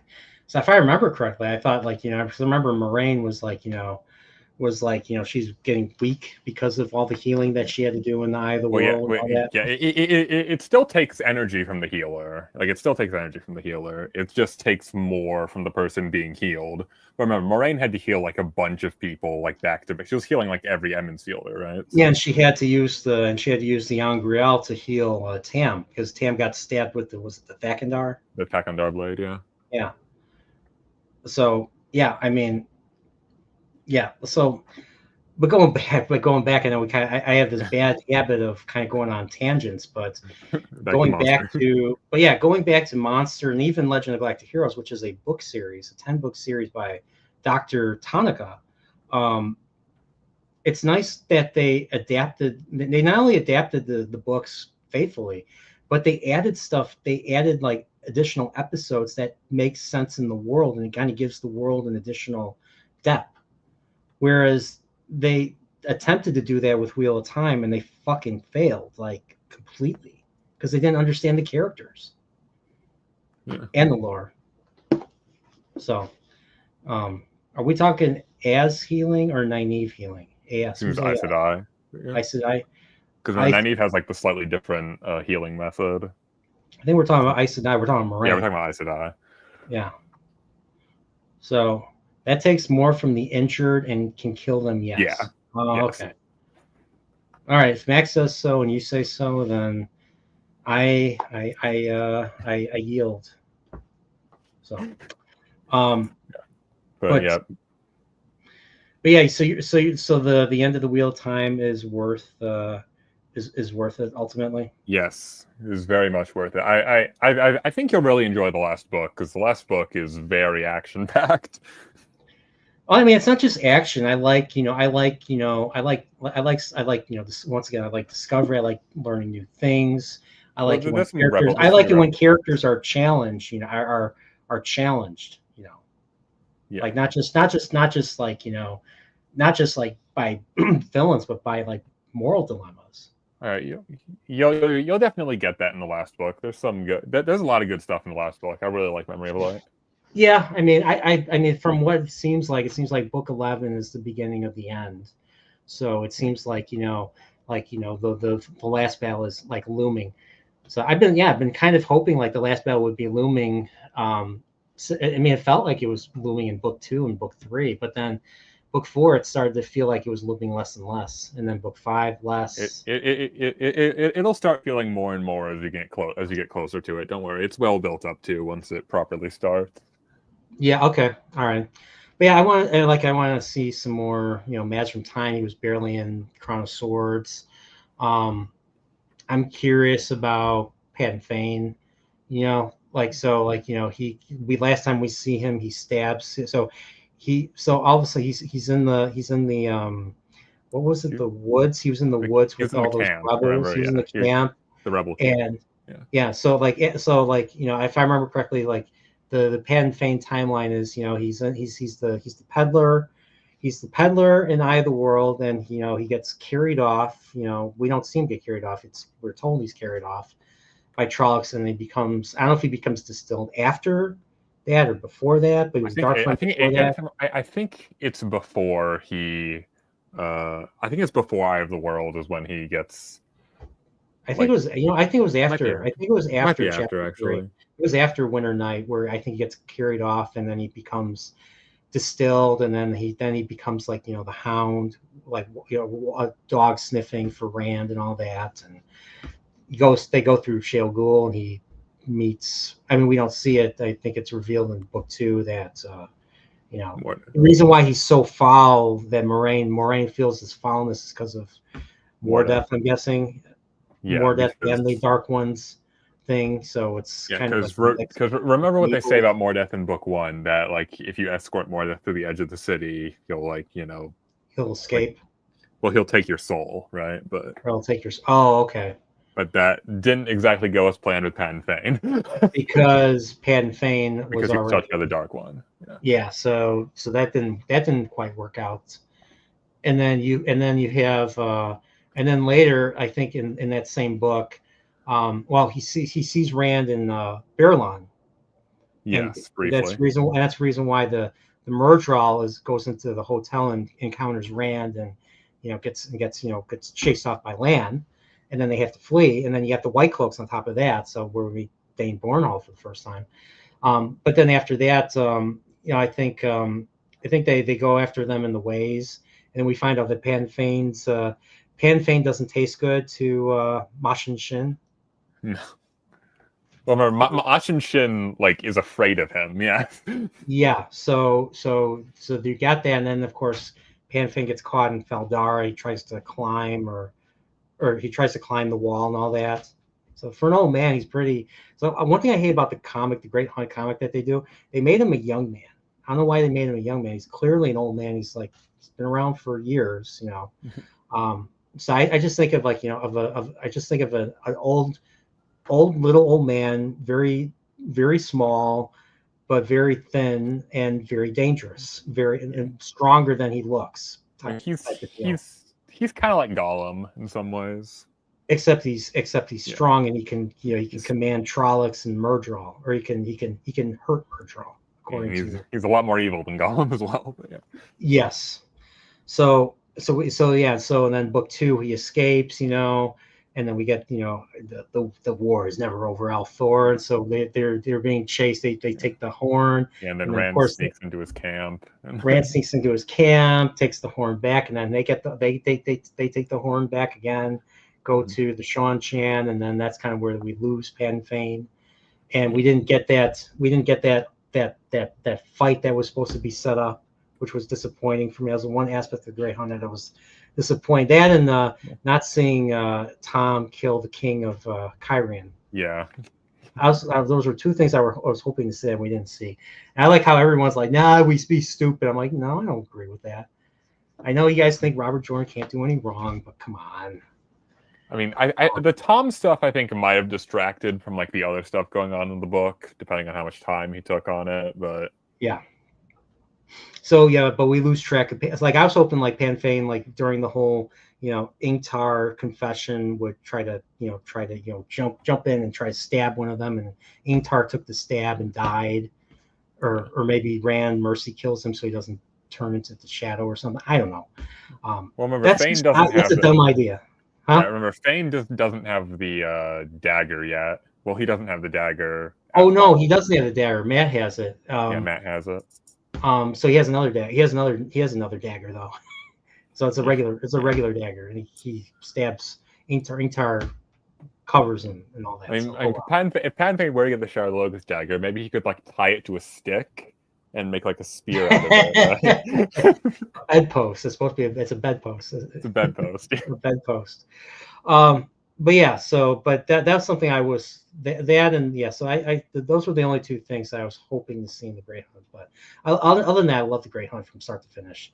Dragon Reborn. He's Mordeth or not Mordeth. He's Ordeith. In the prologue, and he's the one that tells the White Cloaks, tells Pedro Nile. Great prologue, by the way. To go and the dark the two rivers are full of dark friends. And that's where Rand, that's where Perrin's from and all that. So, and then that leads into the Shadow Rising, and the Shadow Rising, we know what Pan Fane does in the Shadow Rising. He kills Perrin's family, and he still has a Murdral. He's got Murdral like chained up, like. And the reason why they're even there is just so that he can lure. So that you bring the White Cloaks there, but I think it was also to lure the bad guys, the Shadow, because they were looking for him. Yeah, so Slayer was there to kill Pat and Fane. I'm pretty sure. Like that would be an interesting fight to see who would have won. we'll have to see. But yeah, so yeah, Pan Fang gets away. He doesn't participate in the battle, and then he takes the dagger back from the White Tower, White Tower. kills a novice, and then talks to Elida, and that's probably why Elida's nuts. Yeah. Well, more nuts than she was previously, but yeah. Yes, she turned into a megalomaniac, who's out of control. So now we're at the point where Alviarn has to kind of like put her foot down and say, "Hey, you're going to do what I say, or I'm going to tell everybody what you are, and I'm going to tell everybody your faults, and they're going to still you and all that." So yeah. So I'm curious where that's going to go in this. Yeah, that's like the one scene where I actually like Elida. Yeah, because she's just like, "Oh, okay, yeah, sure." And then she tells these other two Aes Sedai to look for traitors. Yeah. And they're like, "Who are we going to look for?" They misinterpret Black Aja. We're going to look for Black Aja, even though Elida doesn't believe the Black Aja exists. Like, it's clearly just the pattern being like, okay, I need to get these idiots to start looking for the Black Aja. So yeah. So I'm curious where that's going to go. Hopefully, I heard doesn't really pay off that much. Oh well. I mean, there's kind of a payoff in the Sanderson books. I talked about this, with you on the last one. It's related to a certain other character. Yeah. Who's a bit controversial. And I mean, my thoughts on that character. Yeah. You might like him though. Like, a lot of people do like his character. Like, I know Aldan, for example, really likes that character. Which character again? His name's Androl. Oh, okay. All right. Androl. You haven't met him yet. He's a Sanderson character. Sanderson character? Okay. Well, his name pops up in the Robert Jordan books, but all of his actual character stuff is in the Sanderson. Oh, okay. All right. I'll keep that in mind. And he very much feels like a Sanderson character. That's part of the reason why I'm not a big fan of him. But okay, well, I haven't read any Sanderson yet, so I mean, I guess I'll see. I guess I'll find out when I find out. So he says Androl. If Dan says Androl shows up in book 9. He's like a background character in book 9, though. He doesn't have any personality. That's what I mean. Like, all of his actual characterization is in the Sanderson books. So okay. He's essentially a Sanderson character. Okay. Yeah, I'm curious. I'm gonna. This, I know this is a read and find out, but I'm assuming Pan Fane's not going to be in Path of Daggers. I'm trying to think. If he is, he doesn't do anything super big. Yeah, I know he shows up in Winter's Heart. Yes, he does.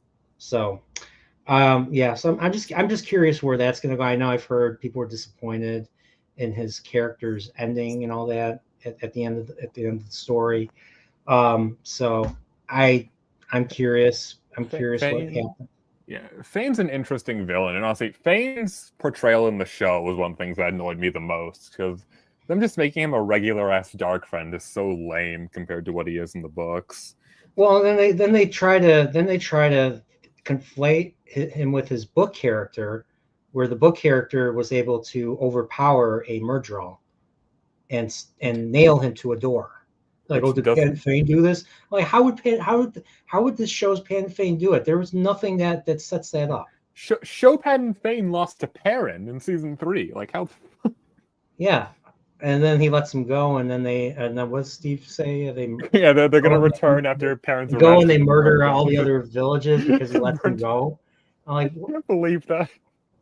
He lets him go because Fane can speak Trolloc. Yeah, he can speak. That was the stupidest thing ever. I thought they were going to kill him like they killed Valda. Like, I thought, like, oh, we're just going to start killing. We're just going to start killing characters. They might as well have, because Pan Fane in the show was nothing like book Pan Fane. So like, yeah. So like this, like the show Pan Fane's like he's supposed to have this sinister whistle, but like you barely notice the whistle. Because also remember, like, one of the big things Pan Fane does in book 7 is when he cuts Rand, right? Yeah, he doesn't stab him. He slashes him. Slashes him across his wound, right? The very same wound that he gets hit by Balsamon. Yeah. Shamael. He's Balsamon in that moment. So, But yeah, that same thing. And then they got the two evils in and fighting. Yeah, and that was one of the main things the show messed up, because in season 2, Rand gets stabbed by the Shatter Logoth dagger. Except the only reason Rand survives the Shatter Logoth dagger in the book is because of the already existing wound from Balsamon, which kind of fought against it. Because it's, yeah. And then, but he was also healed by the Ashaman, right? It was also, if I remember correctly, that Damer Flynn, yeah.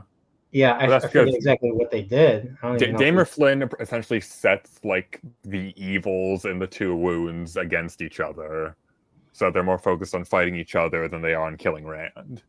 Okay, but because of that, there's implications because of that. So okay, but what's funny is that shot, or that moment when Panfane stabs him, I was thinking of a very slow-mo 80s type of shot. Where very remember Terminator? Remember how slow it gets when the Terminator sees Sarah Connor, and then Kyle Reese reacts slow motion. I was expecting slow motion where he's like, he's fighting off the tentacles, and he turns around, and all of a sudden Panfane is right behind him, just like, and it's very slow mo, and he's just like, and then Rand's like, and then you don't hear it, but he's just like, you don't hear any audio, but he's like. And then like in Lord of the Rings, like in Fellowship, and all of a sudden, then we're back in the real world, and then we hear Rand scream like Frodo screamed getting stabbed at Weathertop. I actually do wonder if Rand's wound is inspired by Frodo's wound from the Nazgul. Oh, I don't know. It's possible. I mean, that's how I connected it, but I don't know if I'm not sure. I know. There's like a Christ analogy with the Rand stuff, because it's like meant to be like Jesus getting stabbed in the side. With Longinus's spear. Yeah, that's what it's meant to be. I'm pretty sure that's like the. Oh yeah, that's supposed to be the Balsamon. That's supposed to be the Balsamon one is that. I think that's what that's supposed to be. It's like how the the heron marks on the palms of the stomata, and then I didn't and then the crown of swords is the crown of thorns, and then it's funny is I didn't think about that. Yeah, crown of thorns. Yeah, that's right. A lot of religion. But the lance of Longinus in particular, I always knew about about Christ getting pierced and all that after the crucifixion. I never knew what that lance was called until I watched Neon Genesis Evangelion. I don't know if you've ever heard of that anime show. I know what it is. I haven't seen it, but I know what it is. Yeah, I've learned quite a bit about aspects of Judaism that I never knew existed. Like I never knew the existence of Lilith until I watched that show. Apparently, Lilith was Adam's original wife in Jewish. Well, I'm not. Yeah, I'm not sure how textual Lilith is. I know it's certain sex. I think it was Dead Sea Scrolls. I think. Yeah, you'd have the Kabbalah knowledgeable about that. The Kabbalah is. I think the Kabbalah is what's referenced. So, I'm sure Kabbalah is probably quite a bit referenced in Wheel of Time as well. But like the piercing and all that. I'm trying to think what else. And then I accidentally found out about Rand losing a body part. I don't know when that happens, but I hear it happens. Do you know what body part it is? Yeah, he gets. I guess he gets Vadered or something. I don't know. I don't know how it happens. I don't know how it happens. I mean, I don't know if it becomes rotten or if it gets cut off or something, or if it's traumatic. So I guess I have to read and find out. But that's read and find out. The only thing I'll say about this is that does have a mythological connection. It's not to Christianity though; it's to Norse mythology. Oh, okay. All right. I forget who Rand's supposed to be based off of. I know that Karen's supposed to be Thor, and Matt's supposed to be Odin. Tyr. Yeah, Rand is Tyr. Tyr. Is he a son of Odin? The god of war. He's the god of war. Is he a son of Odin like Thor is? My Norse mythology is a bit rusty. I don't think here. so. I don't think he is. No. I think the only reason why I know about Norse mythology is because of God of War, Yeah. 2018 game. You ever play that? Yeah, I played the 2018 God of War.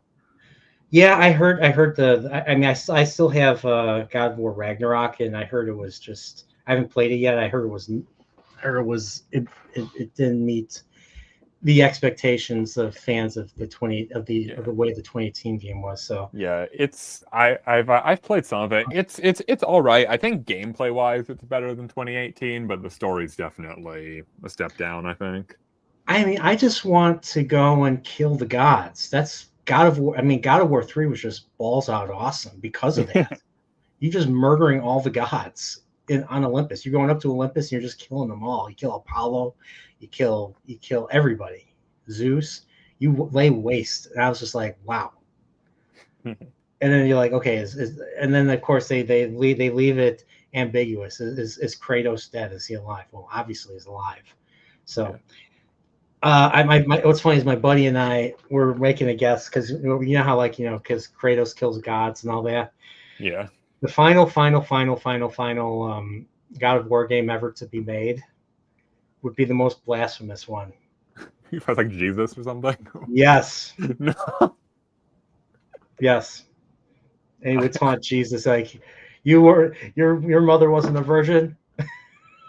Or something bad like this. So yeah, I don't think they're ever gonna touch any modern religion. No, they're not gonna do that. It was just yeah, I know. It's funny thinking about it. And yeah, if you guys are offended, they'll probably do like Egypt next, if I had to guess. Egypt, or I could see some Japanese stuff, maybe like Shintoism. Okay, yeah. Bro, I think Egypt. If you ever have a chance, and you have this thing called money, Japan is amazing. Yeah, you went there. How long were you in Japan, by the way? It was about a week. I got there. I was traveling for I traveled for a day and a half without sleep. I got there on Sunday. First thing on Sunday morning.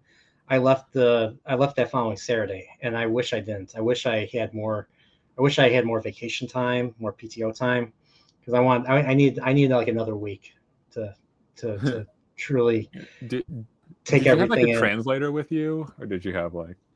I mean, I met up with people. I met up with a few friends online, YouTube, and all that I've had on before. But I used Google Translate to translate like some kanji, because I was taking the train, and there were some signs that didn't have the Romanji, so I had to take a picture and use that. And sometimes I've had to use Google Translate to show to ask for directions, because not everybody. There's enough people that spoke English, at least in the city, because I was in the city most of the time, Osaka.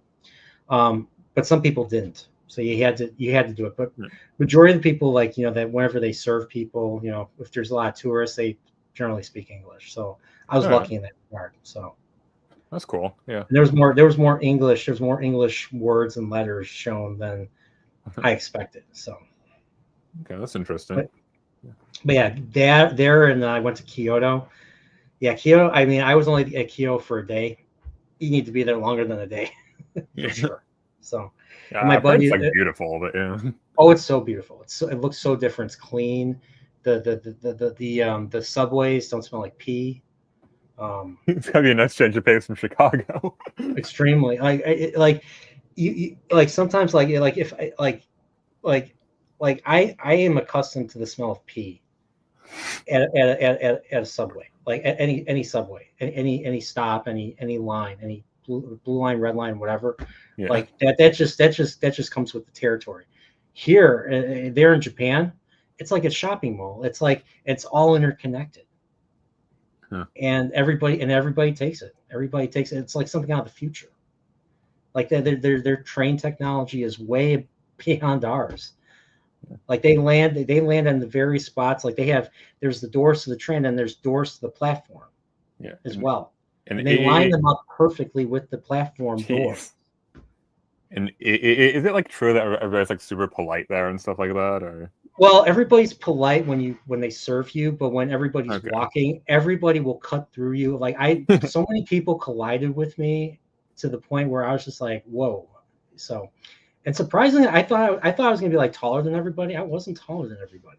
I mean, I'm average height, and well, you'd be taller than everybody, I'd but probably be taller. I mean, I'm average height, and I was surprised that, like, you know, I was expecting more people to be like more men to be like 5'4", because I met the Gundam creator when I was in college, and he was cool. only 5'4". But like I went there, and all the younger people are like my height, slightly shorter or slightly taller.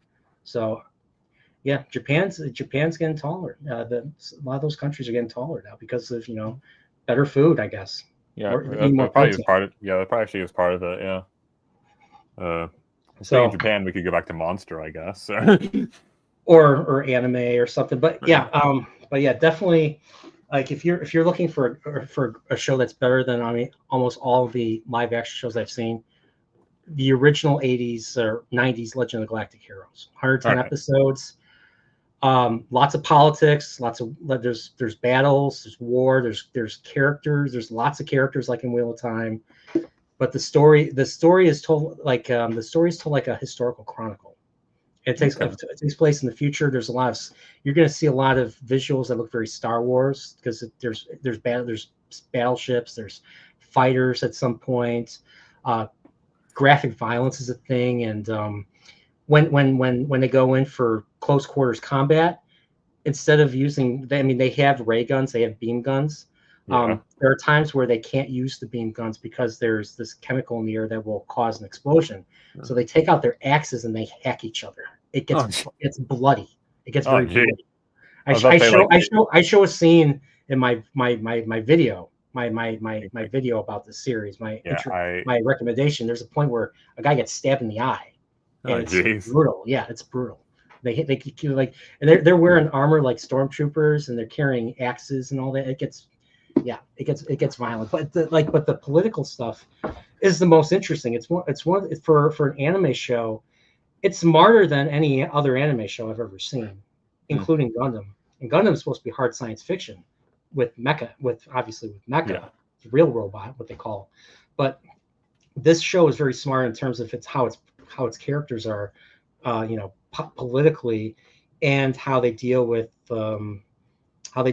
tactics and strategy. So, all right. So I mean, I think any Wheel of Time fan will like this. Except the only difference is Wheel of Time is very slow burn. This show moves quite a bit, and nobody's safe. Nobody is safe. All right. That includes people that you would assume, have the armor because of the main character. Yeah, but since it's like a historical record, they can just kill characters off as. Yeah, and the way they do it sometimes is just it's hard. Some of the stuff is really heartbreaking. There's an episode. So they not only they deal with stuff. They deal with stuff that's relevant now. Like they deal with riots, and they deal with useful idiots of the government, and totalitarianism, and military coups and all that, and assassinations. Yeah. There's an episode where they deal with peaceful, not mostly peaceful, but peaceful protests, and that goes. Let's just say it goes south in a way that breaks my heart. It's in the first season, so. This series is 110 episodes, and it's divided into 4 seasons. Each season's like 25, 26, 27 episodes. So the first season has an episode where they deal with protests. And because of all the stuff that's going on now, it made me reminded me of the episode in the show. And it breaks my heart because something happens. And is it kind of like the Gorman stuff in Andor, or is it like kind of okay, kind of. I mean, like broadly, kind of similar. There's mayhem, but it's not like done by it's not like a false flag operation. Like it's basically things get out of control because of the nature of protests. So protests start out peaceful, but then somebody does something stupid, and then somebody shoots and all that. So yeah. Whereas in real life, everybody's very restrained. Yeah, they're fiery but mostly peaceful. Yeah. So the people are just being arrested and all that. Whereas in this, the people are actually shooting and killing. and it gets out of control and all that. So, but you have to watch the show to get the context behind that. So, but there's a lot of politicking, and there's a lot of there's characters that are opportunists, and yeah, I mean there's characters that make you think of certain leaders in a certain party that's represented by a donkey. So like they're all smiles on the outside, but on the inside, they're willing to send their lackeys to terrorize you. There's that moment. So yeah, so it's basically there's two protagonists. One protagonist is very equivalent. Some people call him Alexander the Great type of character. He has this ambition. Because his sister ends up becoming the totalitarian side and the democratic side. So it's two very, very different opposing ideologies. Yeah. The totalitarian side, they decided to model based off of. You ever learn about the German Empire? The empire that started with Otto von Bismarck and then lasted until World War I, until the Kaiser had to abdicate. Yeah. After World War I and all that. So so they modeled the empire off of the German Empire and everything. So you're going to see a lot of German words and all that. And then the other side, so there's that side. And then our Alexander the Great type of character is someone whose sister was sold to the Kaiser as a concubine. And because of that, he's like, I'm going to get into the system and join the military, and I'm going to take over the universe. And I'm gonna show all you fucks. You fucks don't mess with me, and you don't mess with my family and my sister, and all that. So is he like a noble or anything, or is he like a? He's from the noble. So there's nobility, but he's from like the lower nobility, the ones that are poor. So the reason why his dad was the one that sells his sister for money. Okay. So that's why he has nothing to do with he's kind of like a Napoleon figure where he's like a lower nobility guy. Yeah, he's kind of like Napoleon. Some people say he's Alexander the Great. Some people say he's or I forget like another famous tactician, strategist, and all that. And on the other side, you have the Alliance, which is basically the democratic side. Instead of having an emperor or a Kaiser in this case, they have a council, but it's corrupt. The problem is their democratic council is corrupt as hell. And the main character on that side is someone who's lazy, someone who simply wants to be a historian, and is only in the military and is more of a pacifist than I think. All right. But because of the fact that he is a staunch historian who he's learned about all the battles, he's learned about all the tactics used by he's probably read Sun Tzu. He can counter this other guy. He can counter the Alexander the Great guy. Keep him from conquering the Alliance, the democratic side. So is it like are the Alliance the good guys, or is it more like morally gray? It's extremely morally gray because in this case you have an empire that is totalitarian. And then when certain character kind of takes over this empire, it becomes more benevolent. But it's the idea of do you prefer a benevolent dictatorship or benevolent empire, monarchy, whatever, versus a extremely corrupt democracy. Okay. And all that. So, and then there's only one episode where the two protagonists actually meet and they have a conversation about that very thing and all that. So. Not going to tell you how it gets. It's about halfway through the show, or halfway through the story, through the books. But it's a very interesting show. It makes me more interested. It made me more interested in politics and political thought and political philosophy, and of course tactics too. I think I first learned about what do you call where they attack from the sides? Pincer maneuver.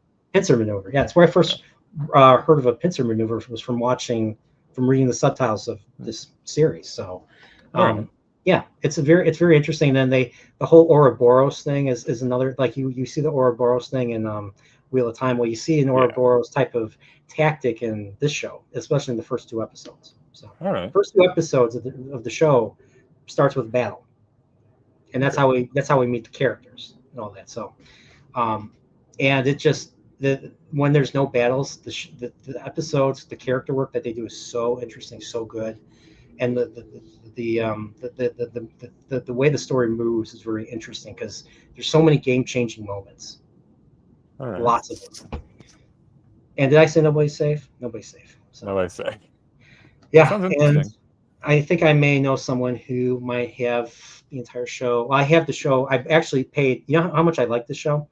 I paid $900 for the Blu-ray because Sentai Jeez. Filmworks decided to rip off, people. But I was willing to Jeez. pay. I was willing to fork over the money for that. All right. What's up, Gray? How you doing? I met him in Japan. So what's Hmm. up? It's Konbanwa here. And we got DJ Play Nice too. What's going on? Thanks for being here. But yeah, so Yeah, it sounds like an interesting series. Yeah. it is. I mean, yeah. I mean, Alex is interested. I mean, I don't know if you follow Zach's, but someone on his channel mentioned the show, and then I was mentioned briefly because Alex is on the panel there. It's like, oh, you stole it from the report. I was like, no, that's how we met, and all that. So, but that got me thinking about the show, and then with all the political stuff that's been going on. I haven't finished this. I haven't finished. Even though I bought the Blu-ray, I haven't finished the series on Blu-ray. I watched it years ago. I watched it 3 times years ago digitally, VR. But I haven't finished the series. After I bought it, so I need to rewatch the first season, which is just awesome.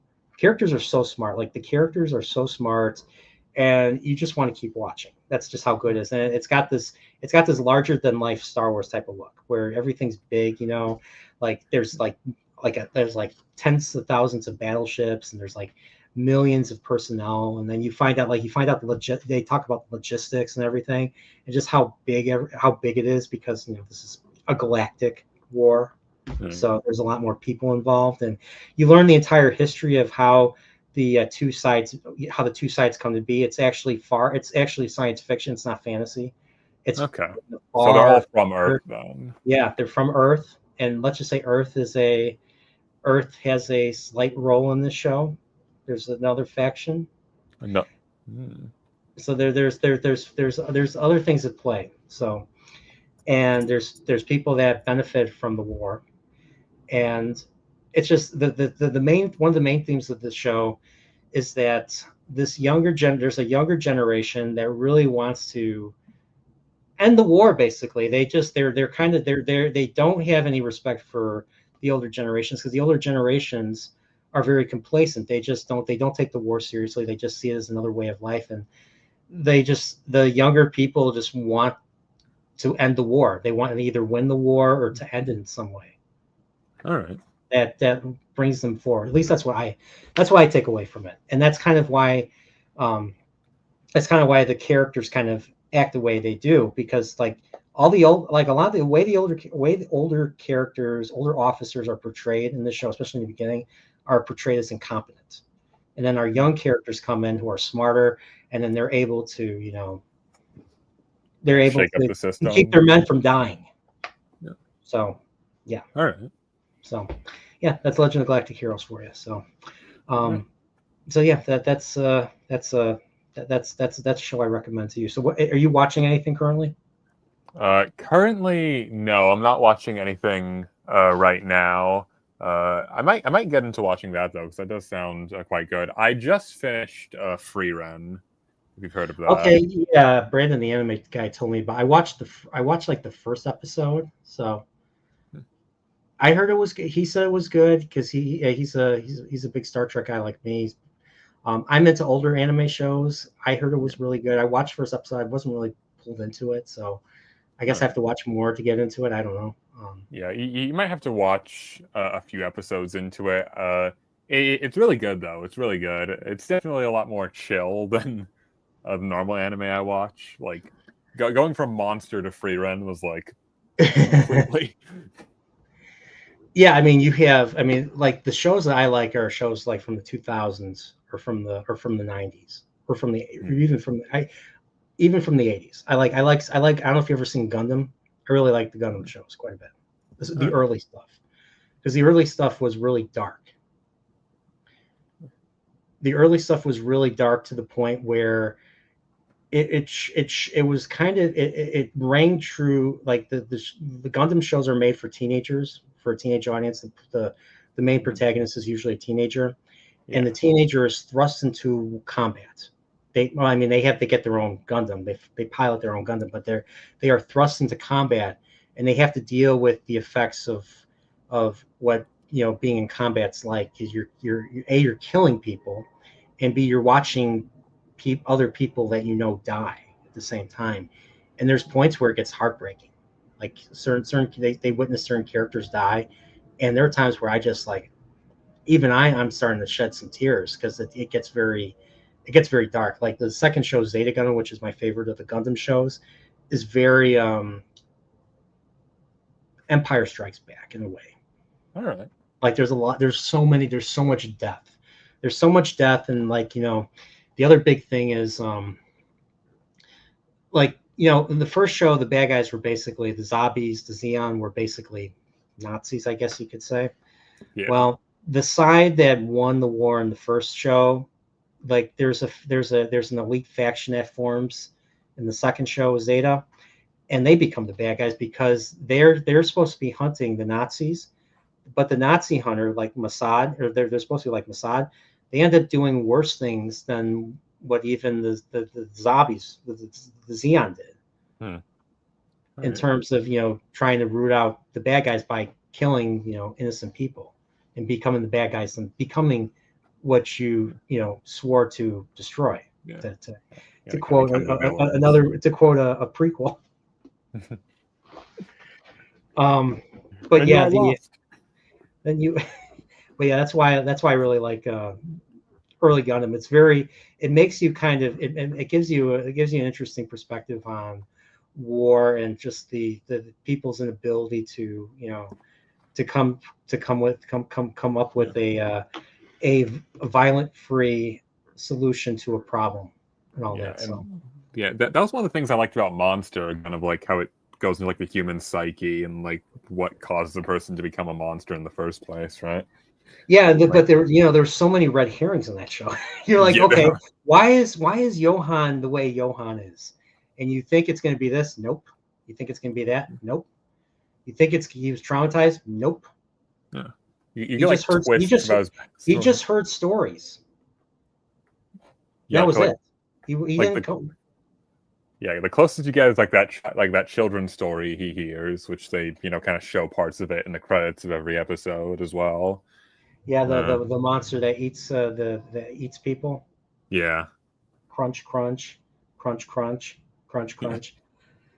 I have to make that video. I need to make that monster video.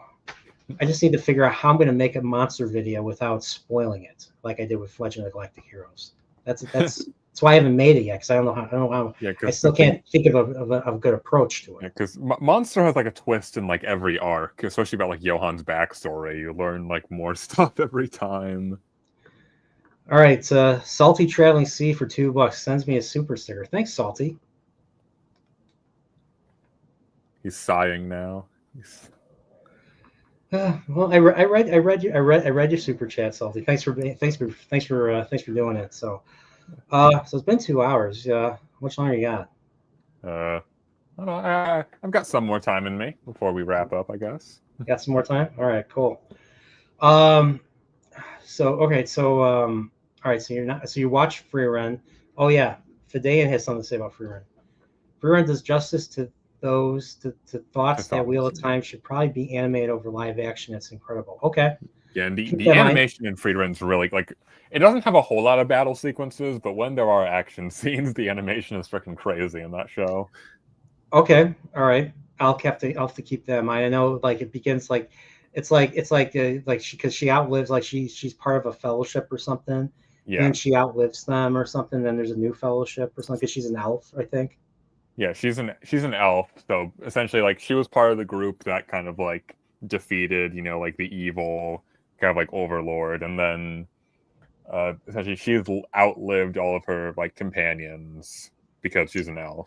That's crazy. I mean, when you think about that, like that's crazy to think about. Like you have to like take a just to not feel the pain. You kind of got to take a very, I don't know, a dispassionate Yeah. relationship with people if Yeah, I if mean, you're gonna do that. I guess and that's why the elves act the way they do. I guess. I mean, Tolkien wrote about that a lot in like Lord of the Rings and stuff like that. That's kind of part of Yeah. like the.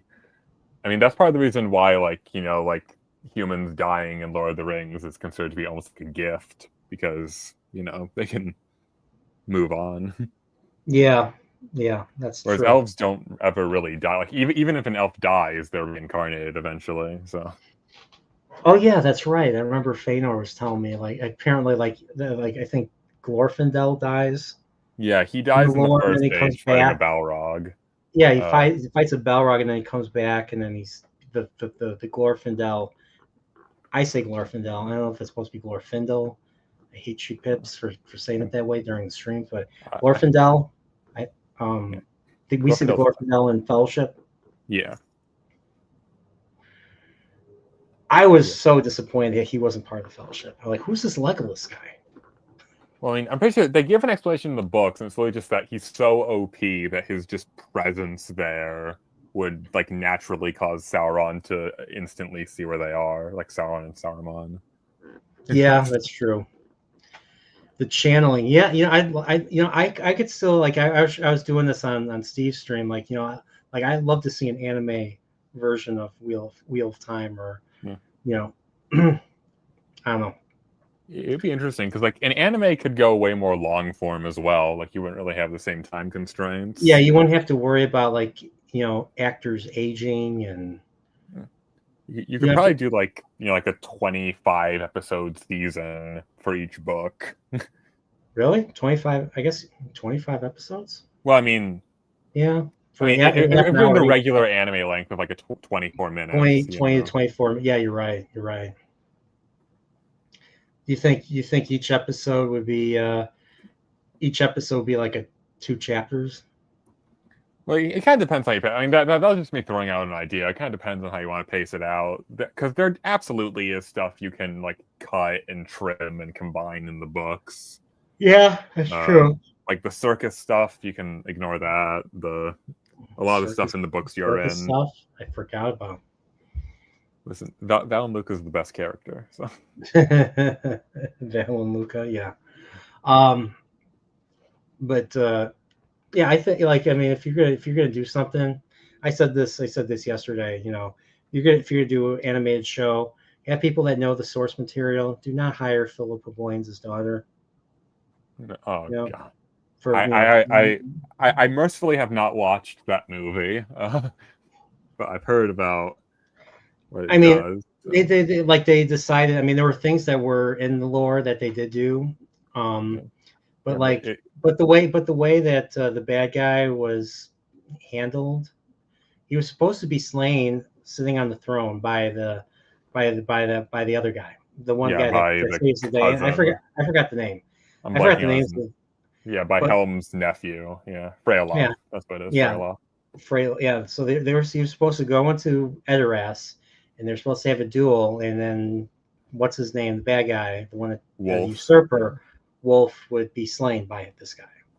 Yeah. And of course, I mean, according to the lore, I mean, that's supposed to be how Sauron was dispatched during the last battle for elves, or the last war, last alliance of elves and men. It was Elendil and Gil-galad. Yeah. That both take on Sauron. It's like a Obi-Wan and Anakin, or Obi-Wan and Qui-Gon versus Darth Maul type of fight. And then they all kind of kill each other. They all kill each other basically, or someone cuts the hand off of. It's Isildur. It's Isildur. But I believe Sauron is. I can't remember if Sauron's dead or if he's like mortally wounded by Elendil. In the book, yeah, it's not like in the show where he's like. Yeah, in the movie he just tries to grab Elendil to the point where Elendil's like, oh. Yeah, but I'm pretty sure Sauron still has some life in him, and then Isildur comes up to him with the shards of Narsil and cuts the ring off his finger, and that's kind of Yeah. what I'm pretty sure that's what like finishes the job. Well, kind of. Sauron doesn't die there; it's just his physical form is because destroyed. Sauron doesn't put on the ring, and then he becomes like, he has like attack like 1,000 to the point where he's just like slaying like 50 people with his mace all at once. Like, what the hell was that? I mean, I thought it was cool when I saw the movie. I was a teenager when Lord of the Rings came out. So, yeah. But the ring didn't do that in the books. And well, the ring does like amplify his power though, because he poured his own power into it. He essentially did the opposite of what Morgoth did, where Morgoth kind of distilled his power throughout like the lands. Sauron instead concentrated all of his power into a single point, which is the ring. Oh, I see. Oh, okay. Yeah. I don't know, like now they're saying like the Harry Potter show is gonna be more faithful to the book. You seen the Snape casting? No, not at all. And I mean, I for a second I thought they were good. When I heard that I heard about Amazon getting the rights to Lord of the Rings, that they're gonna make the Lord of the Rings. They got rights to the books and all that. I was like, are they? This was 2017. I was like, are they remaking Lord of the Rings? Like, they don't need to remake Lord of the Rings. And then we find out it's gonna be in the Second Age, and then it became Rings of Power, and then we heard what disaster that was. Second Age would be the hardest age to adapt, probably. Well, at least of the three main ages. Like the Silmarillion barely covers the Second Age. Right? Yeah, because Tolkien didn't write a whole lot about the Second Age, at least relative to the other two like main ages. Yeah, like I think there's more stuff in the First Age, right? Yeah, the First Age already has three like fully told stories in it that you could adapt. There's Children of Húrin, there's Beren and Luthien, and then there's Fall of Gondolin. I read some of Beren and Luthien, bro. That shit's heavy. Yeah. I mean, Sauron is this thing called evil. He's bad. Like, remember that? Because I swear they forgot that he was this evil, the most evil guy. They started shipping him with Galadriel in the show, yeah. Well, then remember, like he was outmaneuvered by Adar, whatever his name was. Adar. Adar at the beginning of season 2. I'm like, what the heck is this? Yeah, when they Julius Caesar him. Yeah, seriously, you're gonna copy Game of Thrones again? Because that's Jon Snow. That's what happened to Jon Snow. He got Julius Caesared. But that happened in the book, so that's fine. But I don't know.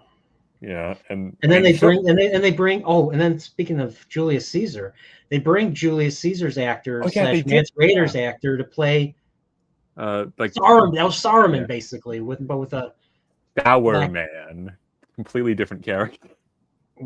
That was clearly Saruman. That was Saruman, right? It's funny because I think the writers have said that it's not Saruman, but like it's obviously supposed to be Saruman. Like, yeah, and then I forgot.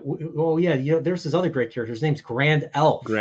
Yeah, it's Sourman and Grand Elf. Sourman and Grand Elf. What do you mean Gandalf? Oh, okay. I heard that. I was like, you stupid.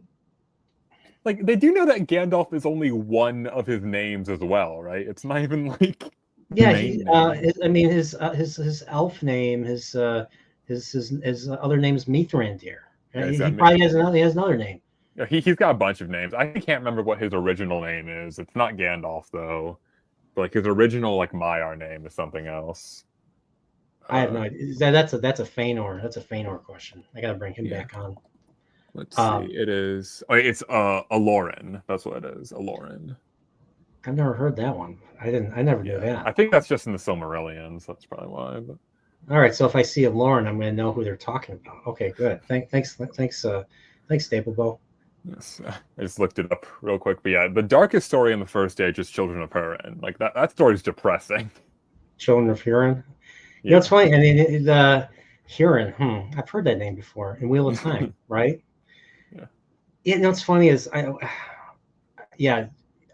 have to read that, but I really like that. I really liked Huron's character in The Great Hunt. That's part of the reason why I really enjoyed the book, especially with Rand's ascension to becoming a leader. And I just feel like I read the prologue of Path of Daggers where they finally bring the Borderlands, nations in, and they made the Saldaeans like the main attraction. I'm like, I hate the Saldaeans. Yeah, the Saldaeans are my least favorite Borderlands. Like, why are you like the Shinarans were prominent in the beginning of the story? I want to see the Shine. I care more about the Shinarans than I care about the. I mean, I like Davin Bashir. Don't get me wrong. Yeah, Bashir is awesome, but I can't stand Fail, and I guess the mother is fine. I guess, but I don't like her so far. So far in the story. Yeah, she's all right. Davin Bashir is probably my second favorite Great Captain. You haven't met my number one yet, but I've heard the name. Yeah, Ituralda. Yeah. I'm guessing. Do I meet him in this book? I'm trying to remember which book he's first introduced. I don't think it's this book. He's introduced later on, but he actually like his introduction's really good as well because he's got a lot. He's a very active character. He does a lot. Okay, all right. Yeah, I'm like it's funny. I'm on book A and I still haven't even encountered every character yet. So I guess that's the one thing to take away is, like I said, like what I like about fantasy is just the idea of discovering new things, whether they be new places or new abilities or new bad guys or new threats or new characters. In Winter's Heart, once Matt starts getting chapters again, there's a great new side character introduced. Okay, all right, I'll keep that in mind. I mean, last time I saw Matt, and he had a building falling on him. Yeah, building fall on him or something. Bricks falling on him. He's like, "What's going on? Why me?" While the Sean Chan invades, so I'm assuming this character is Sean Chan. I already know the daughter of the Nine Moons is going to be Sean Chan probably. That's an assumption. I'm not going to state to the assumption's veracity, but it is an assumption. Yeah, you totally have that. I could tell from your voice. You totally have that poker face right now, where I can't read whether you're being real or not. So yeah, I know. Yeah, exactly. But yeah, I know Dara Nine Moons is going to be Sean Chan. I think I know the name, but I'm not going to say it. But because I keep you have to understand, I keep bumping into spoilers by accident quite a bit sometimes. So, but yeah, so yeah, I mean that's kind of what I'm looking forward to. So, by the way, speaking of fantasy, all right, did you finish? I know you started reading Dragonbone Chair. Did you finish it? Did you finish? I've not finished it yet. I haven't finished it yet, though. I've kind of been a bit sidelined, like watching like free run and stuff like that, and also finishing Monster as well. I think because I just can't remember if I started those at the same time or not. But yeah, it's really good though. Memory Star and Thorn is really good. I definitely would recommend it. I'm curious. And I read some of it a long time ago. Never finished it. I listened to some of it like a few months ago. Is the entire book take place in that single setting? No, not the whole book. No, a good chunk of it does, but they do move beyond it. Because it seems like you're in this castle, or you're in this castle, and there's all these interesting characters that we meet for like multiple chapters through the point of view of this scullery boy. Yeah, you spend a lot of time at the castle, but stuff does go down. Stuff goes down. I'll just tell you that much. Yeah, we meet the king, the old king, who's tired and dying. And then there's there's this wacky scientist, this Doc Brown scientist there. Morganus, Yeah, and there's a few other characters I forget. Yeah, there's Rachel. There's Joshua. Who's my favorite character. Yeah, I mean, the reason why I know about this is because, like Grifter says right there, "What's up, buddy?" Because of Game of Thrones, because Martin recommended Tad Williams, and apparently Dane's a big fan of this series too. Dane's Yeah. read this quite a bit, so He's got me into it. yeah. I mean, I'm probably going to read this after Wheel of Time for sure. I'd say I've had this in my collection, my Kindle collection for a long time. I got a billion books I got to read. I buy more books than I read them, so yeah. I have to get myself to. I need to get some chapters in this. Need to get some chapters in this weekend. Yeah. So I can a recommendation for after you finish Wheel of Time. We talked about this earlier, but Faithful and the Fallen actually is a really good series. The John Gwynn. Yeah, the John Gwynn series. And the thing about it is it's pretty like fast paced and stuff like that. So I feel like it would be a good kind of change of pace from Wheel of Time. Because Memory Star and Thorn is another like slow paced series. So if you want to kind of like break things up in between the two, Faithful and the Fallen is a good option. I'm opening my Kindle app on my phone right now. So, Path of Daggers. Let's see what I got. No, I don't want you, Path of Daggers. Come on, phone. All right, here we go. Let's go back. Let's see what I got. Library. So I got. You ever read Hyperion? Hyperion Cantos, I have not, but I've heard good things about it.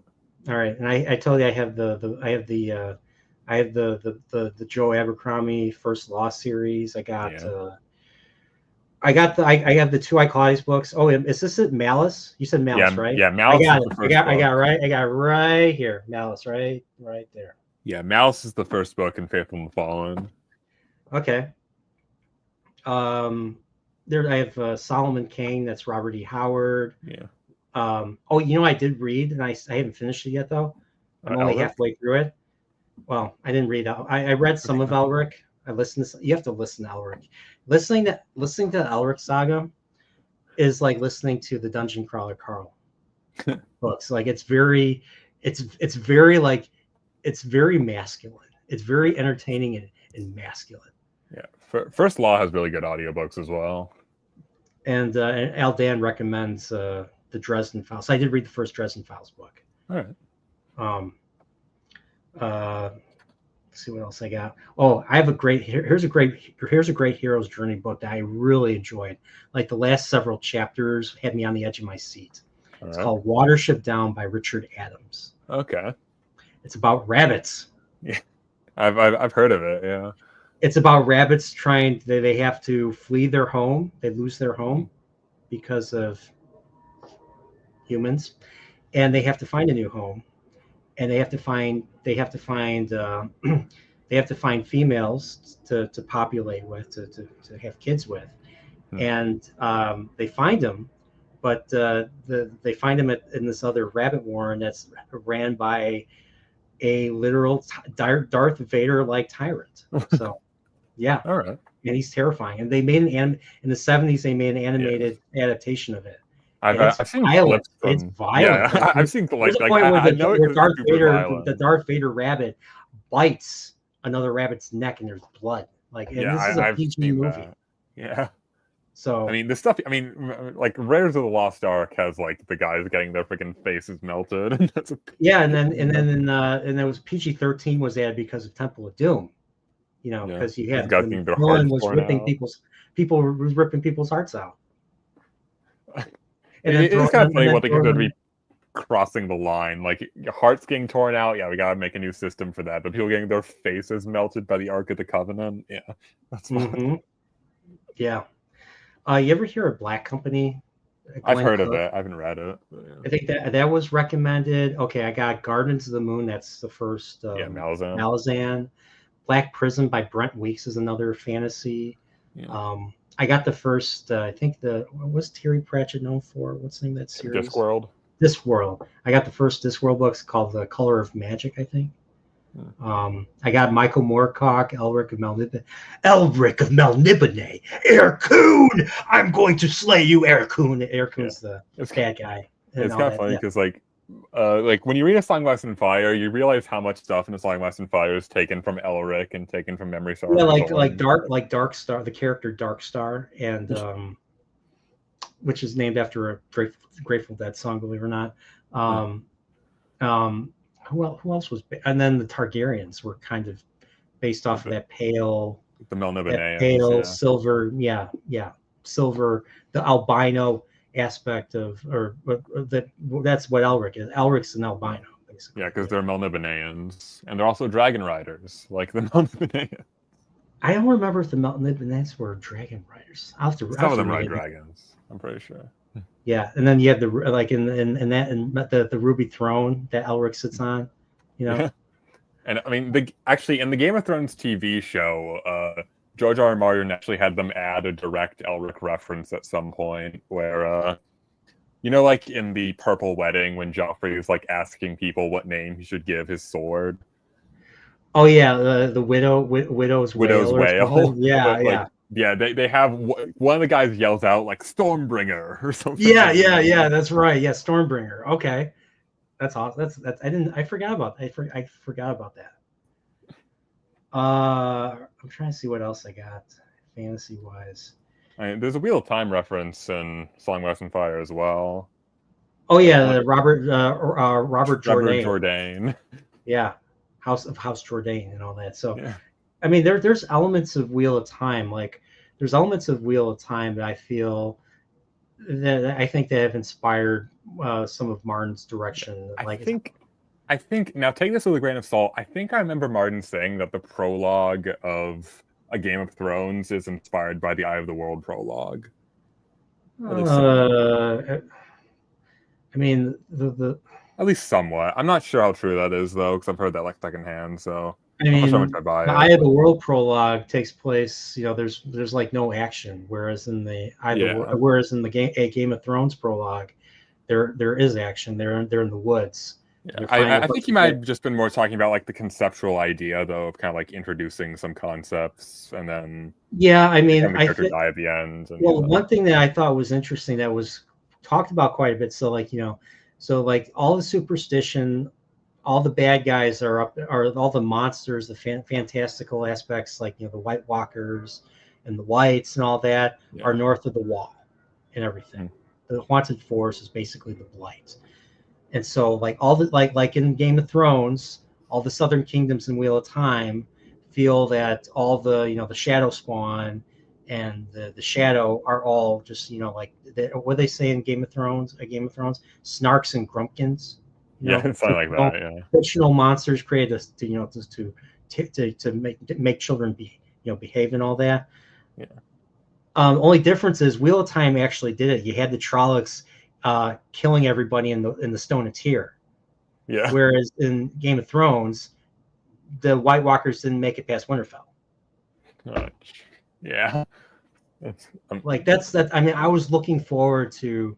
I mean, I was expecting the Battle of Winterfell to be lost, and they had to retreat south. Yeah, like what I would have done. Like maybe you have like the Battle of the Winterfell be a loss, but maybe they take out like the Ice Dragon or something. Yeah, they take out the Ice Dragon, and they take out the Ice Dragon, or they take out one of the or the Night King doesn't even go there. The Night King sends his lieutenant to fight. Yeah, and they find out the Night King is. They find out the Night King's already. Maybe he sends like a force to like encircle them and keep them there. I mean, Malekith's just going straight to King's Landing or something. And honestly, I mean, I don't know if it would have worked, but I think I think Jon should have learned as much as he could from Bran, and then Bran would have been maybe slain.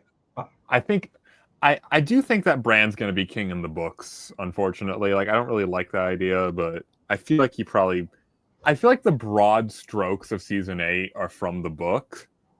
It would just be executed way better. Well, Martin did tell Dan and Dave how it was going to end, or how he intended to, in extremely broad strokes. Yeah, how he intended to end the stories. Yeah, because I know stuff like Stannis' daughter burning is from. That was from Martin. George. So, but apparently it's going to be from a very different situation because Shireen and her mother. Shireen and her mother are at the Wall. So they're gonna, and so that I don't think Stannis is gonna be there to take their to give that order. I think Melisandre is gonna, or the mother's gonna do it. Yeah, what I think might happen is I think they'll hear. I think maybe like them at the wall, they might hear about the pink letter, and so that might lead Melisandre to go burn the daughter, thinking that could help out Stannis, right? Yeah. And so Stannis, wins the Stannis might win the battle, but then Stannis like comes back and he's like, "You did what to my daughter?" Yeah, or he loses he ultimately loses everything or something. I don't know. Yeah. I mean, Stannis the Manus. You ever hear that? Yeah, he's my favorite character. Of course I have. Oh, he's your favorite character in Song of Ice and Fire, or at least he's up. Actually, I think Jaime might be my favorite. I'm not sure. It's between. Yeah, I mean, I loved Jaime's transformation. I thought Jaime's transformation was very interesting, and the reason why I really enjoyed the Jaime Lannister character, especially in books 4 and 5, is because he's one of the few characters that was around during the Robert's Rebellion. Which, did you hear that they're making a Robert's Rebellion series now? They are? Yeah. I mean, I guess at least that has like a good amount of detail in the lore. I mean, if it's done well, it could be good, but like, yeah, the problem is we're supposed to know everything there is to know about Robert's Rebellion. When we read the books, we read Song of Ice and Fire. So, what I liked about the books was that we always learn more and more about that. And I think by the end of the story, kind of like how Harry Potter did it, where we learned about what Snape's ultimate intentions were. We learned the entire context of what happened back in the day, when the parents were younger and fighting Voldemort and all that. I'm hoping to get something similar to this, because there's a lot of unknowns there's a lot of holes and unknowns about like Robert's Rebellion, like for instance, how it started. All we know is that Lyanna Stark gets kidnapped and raped by Rhaegar. Yeah. But I think there's more too. I think there's more. And then didn't the Mad King kill Ned's father and his brother and stuff like that? Yeah, so they go. So his older brother Brandon and Lord Rickard Stark, I think it's Rickard. I think it's Rickard. They go to King's Landing to demand. He's like, I'm here to kill Rhaegar. And then the Mad King is like, oh, you're going to kill my son? Well, I'm going to kill you because I'm mad and I want to kill you. So he goes in and he has them strapped. Like he has Brandon strapped to this device that every time he tries to reach out, he ends up, strangling himself while his father gets burned alive in front of him. Yeah. It's brutal. Like it's brutal. Like it would be a wild thing to see. Yeah. It would be a wild thing to see on screen. Yeah, and then doesn't the Mad King call for the heads of like Robert and Ned and stuff like that? Yes, and that's kind of why they go to war. So there's an ambush. I think I don't remember exactly what happens. I think there's an ambush and they get rescued, or maybe they manage to fight their way out of it, and then Robert manages to fight away and he manages to gather and rally people to his side. That's what starts the rebellion and all that. So. And then that whole thing, there's so many things to learn about. We learned about the Mad King. We learned that what Jaime's time was like when he was Kingsguard for the Mad King. I mean, there's he goes in and then they hear how he brutalizes his wife, when they're trying to get her pregnant and all that. And Jaime's like, can't we protect her? He's like, we can protect her, but not from him. That was a very haunting chapter. Yeah. I don't remember if it was Dance with Dragons or Feast for Crows or if even Storm of Swords. I don't remember which book that was from, but it was a Jaime chapter, obviously. So it was from one of those three. Yeah, I mean, one of my favorite scenes in the series, and probably my favorite scene in the show, is like when Jaime's talking to why am I blanking on her name? Brienne. Brienne, yeah. When he's talking to Brienne about kind of like the war and why he killed the Mad King. That's a really good scene when you learn. Extremely good scene. And then season 8 undoes that scene. Because you realize that Jaime is a more noble person than he seems to be, but at the same time, he's labeled the Kingslayer because he killed the king. Yeah, even though he as a saved Kingsguard. 500,000 people. Yeah, as a Kingsguard, and and they find him. Ned Stark finds him sitting on the Iron Throne, and Ned Stark is just like, "What is this? Have you no honor or something?" So because Ned Stark is, the most honorable man in in the Seven Kingdoms. So, but like what I think is because I'm pretty positive the books are never going to be finished. So, who I think perpetrated the whole. Who got Brandon Stark and the Starks to go and got the Starks to go and kind of like get them to go and get that whole thing started. I think Littlefinger is young Peter Baelish had something to do with it. Probably, yeah. I think he's the cause. He's the cause of the war. I think he's the cause of the war. Yeah, because Brandon was going to marry Caitlyn, right? Yeah, Brandon was going to marry. Lady Stark was originally supposed to marry Brandon, and then Lyanna was promised to Robert. Yeah, Baratheon. She didn't like Robert.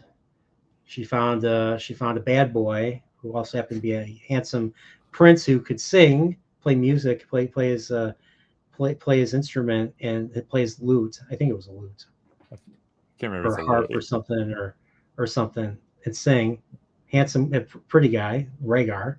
Yeah. So she ran off with him, and I think Littlefinger liked. Here's the thing: Littlefinger liked Catelyn, Lady Stark.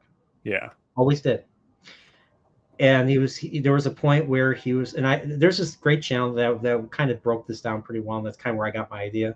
The channel is called, I can't think of the name of the channel. Is it David Lightbringer? Or is that...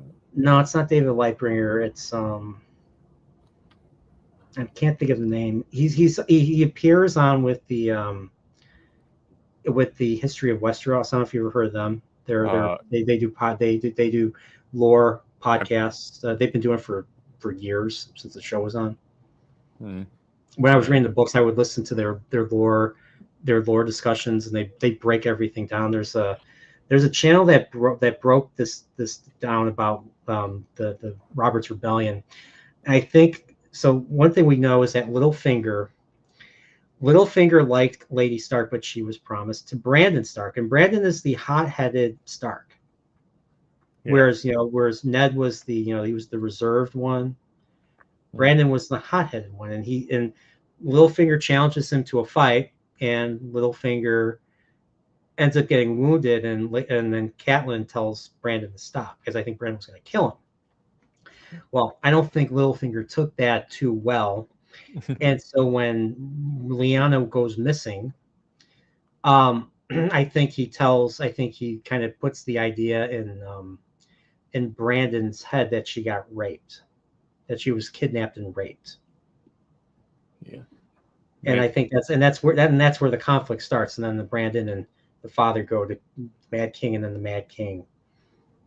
So I think Littlefinger kind of he helped set those events in motion. Now that's not known in the books, but I think that's something that I think we're going to find out.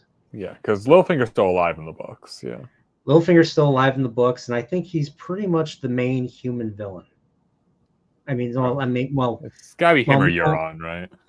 Well, yeah. Well, Euron's a warrior pirate, wizard sort of wizard priest guy that kidnaps or that diddles, and he's like the worst person. He's like, you think Ramsay's bad?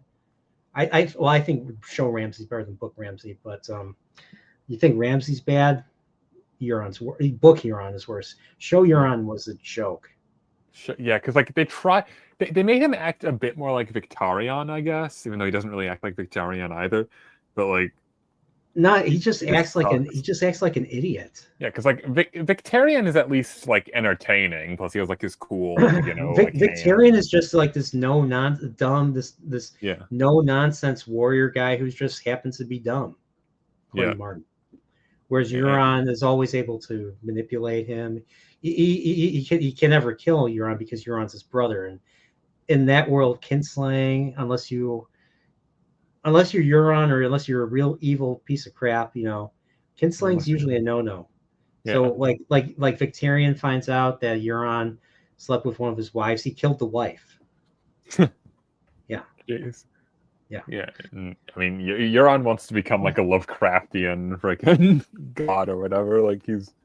Yeah, I don't think Victarions long for this world. It's interesting that they didn't even try to have him as a character in the show. Yeah, it is interesting. I mean, they probably should have just made Euron Victarion in the show because, like, he doesn't act like either character, but I guess he acts slightly more like Victarion than he does like Euron. I want to see this. I would have loved to see the chapter, The Forsaken, where it's all from the point of view of Aeron. It was another Winds of Winter chapter, probably the best Winds of Winter sample chapter that we got. Creepy. That was terrifying. Yeah. Like you're like, okay, where's Aeron? Where's our John the Baptist character? The one that baptizes people in the sea with sea and with salt and all that. Where's Aeron? Aeron was missing since Feast for Crows. Well, in that chapter, we find out where he's been the whole time. And he was locked. Man. He was locked in a dungeon on the ship, the Silence. Mm-hmm. On the Silence, because everybody's tongues are ripped out. Yeah, they're all mute. They're all mute, and they're all his bastards. That's what's even more messed up. They're all his bastards.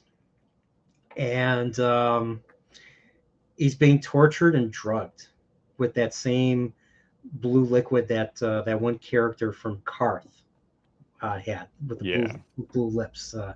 Piat Pri is his name. So he's actually on the ship with him.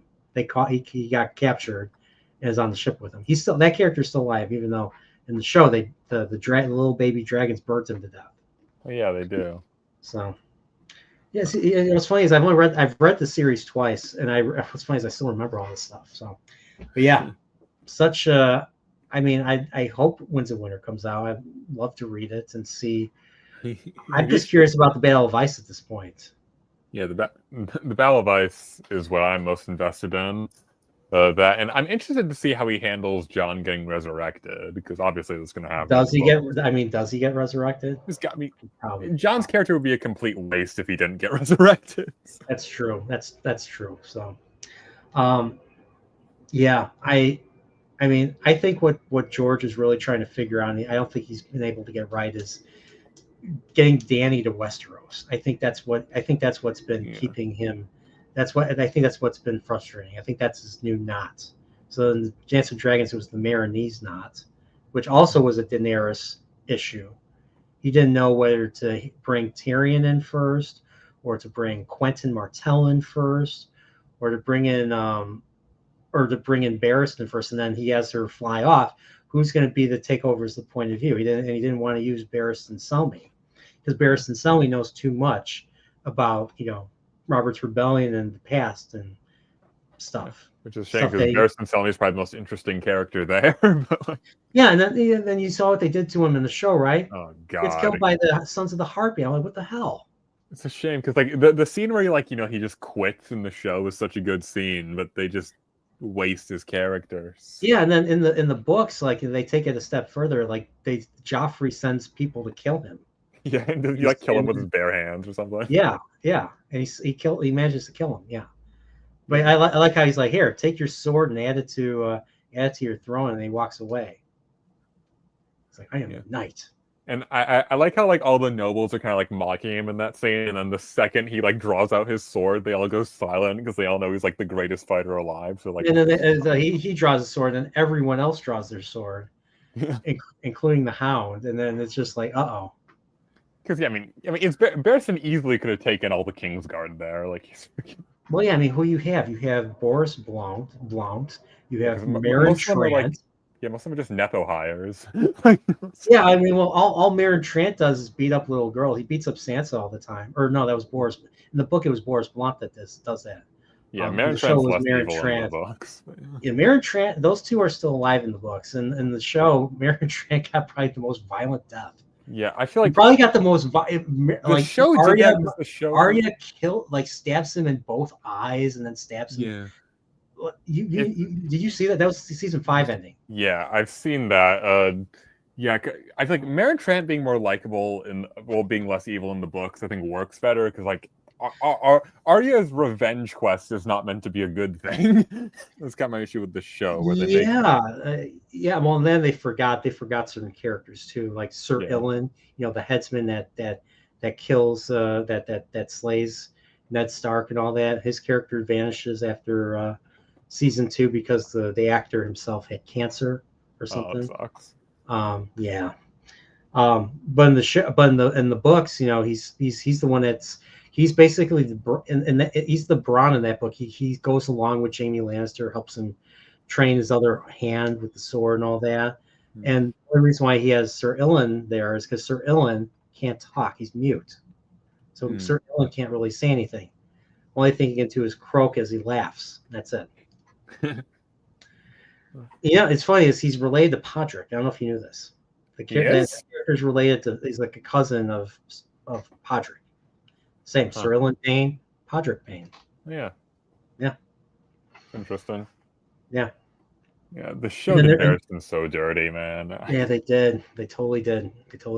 Gets killed by some nobodies in an alleyway. Oh, God. Okay. Speaking of another thing that happened in season 8.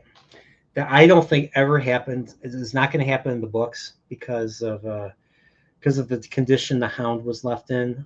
Because the show kind of let the Hound like recover, even though he was like at a point where I don't know how you could recover from those type of wounds. I don't know. And the Clegane Bowl.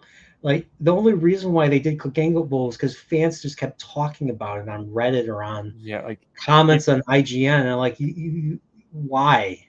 I feel like the Hound's if the Hound got an ending in the books, I feel like it would be just him moving on from that stuff. Like it I feel like that would be more fitting for his character. I mean, somebody does have to kill the Mount or Robert Strong as he is.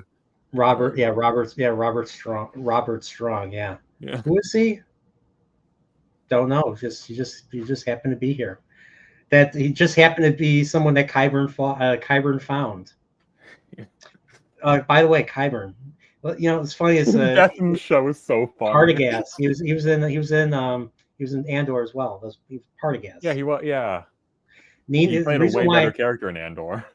Yeah, that's true. I mean, they had Nina. So the Andor was cast by Nina Gold, so she also casted Game of Thrones. So that's why you see the Waif, you see Qyburn, and you see in the first season the head security guy, Cyril Karn's boss, was Bronze Jan Royce, the overweight guy from the Vale. He's one of the yeah. He was. Yeah. He was in it. I'm trying to remember if anyone else from Game of Thrones was. Oh, wasn't the dude that Saw Gerrera shoots that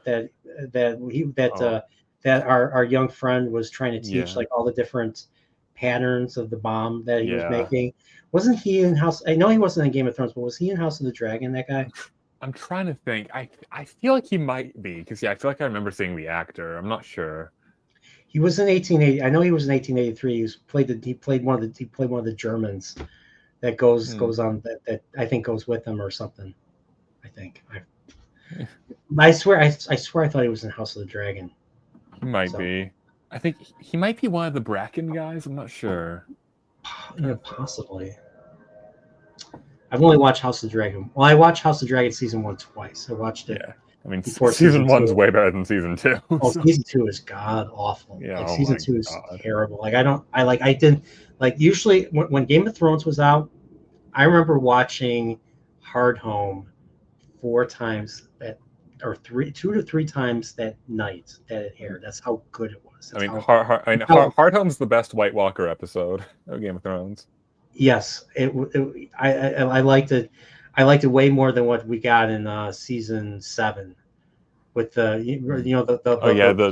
fight on the lake. I thought that was so stupid. And the whole reason they were there was stupid. They were there to. They were trying to get a White Walker. A white to prove to Cersei that the army of the dead is coming. So not only did they do that, but then Cersei's like, okay, we are not going to send our troops in because let's just let the army of the dead kill them. You know, it would have been so funny. You know, any other show would have been like, okay, Cersei's making this decision. The decision's going to bite her in the ass. The White Walkers and the army of the dead are going to be coming for her in King's Landing. She made the right freaking decision to do that because I mean, they deal with it anyway, and then her enemy's army is now weakened. So yeah, I was just like, what the hell? Like, this was. I'm gonna drink. I'm remembering how stupidly they killed off the dragons in this show. Like the first one gets sniped by a White Walker, which I guess kind of makes. He gets the Night King was a champion, you know, track and field when he was in high school. And I mean, he could throw the javelin that far. Yeah, I mean, the Night King being able to kill a dragon, I guess I can buy, sort of, I guess, but the Night King's not even a thing in the book. It's just there's a it's story. There's a lore about the Night's King. Yeah, and then there's there's the god of the White Walkers, right? Like the Great Other or whatever it is. Yeah. The Great Other, yeah. Well, I don't remember I don't know if I'll have to read that again. I think the Great Other is meant to be like the opposite of R'hllor, right? Yeah, the ice. Yeah, okay, yeah, that makes sense. And then one thing that they didn't really they did in the third season because of Storm of Swords, and they kind of did it with Jon Snow, was like, you know, that like there's the ice resurrection and then there's the fire resurrection. Yeah, the fire whites. Yeah. Yeah, so I'm surprised that like Jon Snow stayed alive despite that. I don't know, but then again, I had this big, more apocalyptic ending where magic would become useless and anyone that was resurrected due to magic would die. So there were points where I thought Jon Snow was going to die, and I honestly thought he was gonna. I thought he was gonna marry Daenerys, but then I forget. Oh, they're cousins. But then people married their cousins quite a bit. Well, actually, they're Targaryens. She's his aunt, so I don't know. But yeah, I thought they were gonna have kids and all that, and he was gonna be dead, but she was gonna be alive in some way, and kids would take over the throne or something. I don't know. Kind of. At least that's what. The Night King, and not the Night King. The White Walkers should be the final boss in the books, but like, not Cersei. Yeah, you fight. How did they put it? It's like taking out Darth Vader early in Return of the Jedi to fight Jabba the Hutt. Yeah, the Emperor and Darth Vader to fight Jabba the Hutt. You're like, what the hell? What is this? Yeah, it's just it's stupid.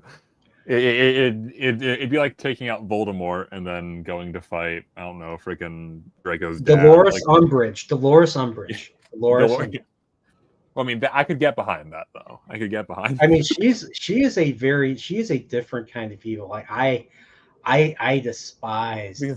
She's more realistically evil is the thing. Like Voldemort is kind of like, you know, classical evil. Umbridge is just like hateable. She's a survivor. She'll side with whoever has the power. Yeah, I can remember what happened to Umbridge. I don't know. I have no idea.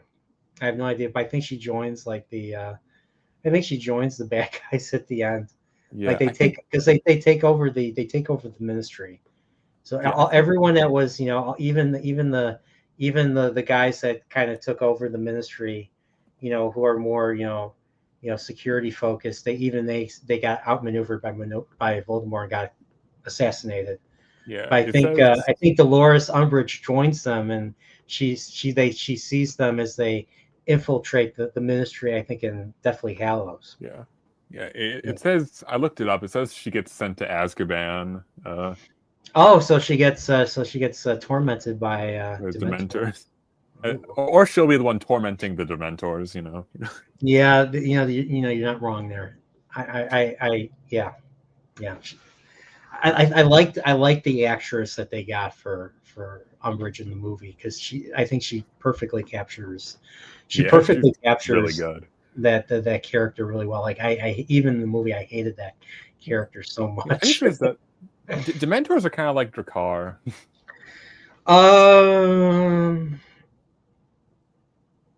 And no, not really. Sort of. Dementors are like you ever play Final Fantasy VII Remake? The Dementors are kind of like the weird ghost little things. ghost things. You know, they fly around. Only difference is Dementors can like try. They're more like they're more. Well, I mean, maybe you might be right in a way. I was more thinking about like this, like that one ability specifically, than like the. Yeah, I mean, Dementors don't sing though. They just they do paralyze you. So I'm guessing that's where you're going with that. Yeah, kind of. Yeah.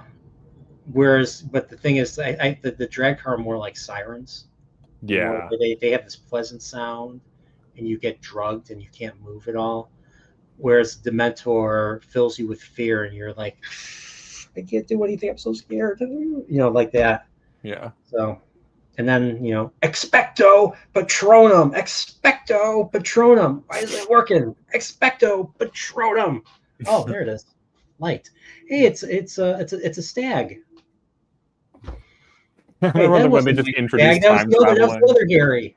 It's a Back to the Future Part 2 thing, because remember that they go time traveling in Prisoner of Azkaban, and I think he sees his other self, kind of like how Marty McFly sees his other self. Yeah. In Part 2. I love that. It's so wacky shit. So what was our buddy Grifter have to say? Part of the genius of Game of Thrones is the setup is that we get the Stark perspective on what happened. They are the good guys. However, we learn later on Ned and Robert started a war based on a lie. Yeah. The lie that Rhaegar raped Lyanna, basically. So then the Mad King didn't help either. The question we never know the answer to is who started lying. Well, I think we do. I think that's Littlefinger. Well, start that. How much did Lord Rickon, Brandon, and Mad King actually know about what was going on? Probably not much. They probably heard hearsay. Because the Mad King was just a paranoid lunatic. So if he thought anybody was going against him, he would want them killed. Yeah, and he was like, Rhaegar, come in here, and I'm going to kill you, Rhaegar. Like that's literally how Brandon was calling him out from outside the Red Keep, and the Mad King's like, hey, I'm the king. You can't say that. I'm going to kill you. I'm going to kill your father in front of you, because that's what happens when you mess with the Mad King. So, and Lord, they didn't know what was going on. They probably heard hearsay and all that. So, but this is just my opinion. I don't know for sure. But I think young Littlefinger had something to do with it. Young Peter Baelish. Young Peter Baelish. Yeah. Chaos is a ladder. It's funny. That's not in the book. Yeah, it's not. It's such a great. Was that episode written by George R.R. Martin though? Because I know he wrote. I don't know. It's the episode where they finally kill off the hooker character, Roz. Yeah. And it's the one. So like you get that chaos as a ladder speech because it's Varys and Littlefinger are playing this little game against each other, and Varys is trying to get Sansa to marry one of the Tyrells.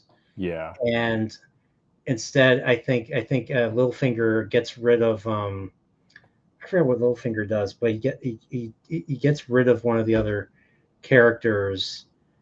Or I forget who he gets rid of, but he does away with that, and he wins that little game that they played. The Varys Littlefinger scenes are so good in the show. Oh yes, just I totally agree. And so Littlefinger had Loras, because Loras is gay, and he's talking to the squire dude, has sex with him, and tells him the thing, and that's how he finds out that Roz was kind of speaking, his whore was speaking against, was kind of leaking his plans or something like that or something. Yeah, I mean the show had a lot of great stuff that actually wasn't in the books, like the stuff with Tywin and Arya. Like the Oh yeah, the Tywin. Tywin and Arya stuff was great because that was not in the. By the time Arya gets to Harrenhal in Clash of Kings, Tywin already rides off with the Lannisters. Yeah. So there's like, you know, there's very few people left. I don't know if I forget the Mount. Actually, I don't even think the Mount stays behind. We do meet, like, you know, we do meet the Tickler. We do meet. I think we do meet the Tickler, and they use the you know, the rat. They put the rat in Oh God. the bucket, and they burn the bucket, so the rat's trying to eat his way Yeah. through the food's chest and all that. That was an I didn't actual understand medieval. what was going on at first until I looked into that, and that was apparently that was a thing. Yeah, that's an actual like medieval like torture method. It's But what's funny was that was show exclusive. That wasn't in the book. The book doesn't really go into what the tickler exactly does. But the tickler tickles. Yeah. That's how you tortured people, was by tickling back then. Like tickling, if you tickle people for a long period of time, it would basically cause people to have heart attacks. Yeah, I mean, there are stories from like the Middle Ages of like people who like would just start like spontaneously laughing out of nowhere, and they just died eventually. Yeah, it's wild, like what humans came up with back then to punish others, to torture others. It's crazy. It's wild. Yeah. So, I mean, being drawn and quartered, obviously, like. Yeah, I know. But going back to like the Arya and Tywin stuff was great because,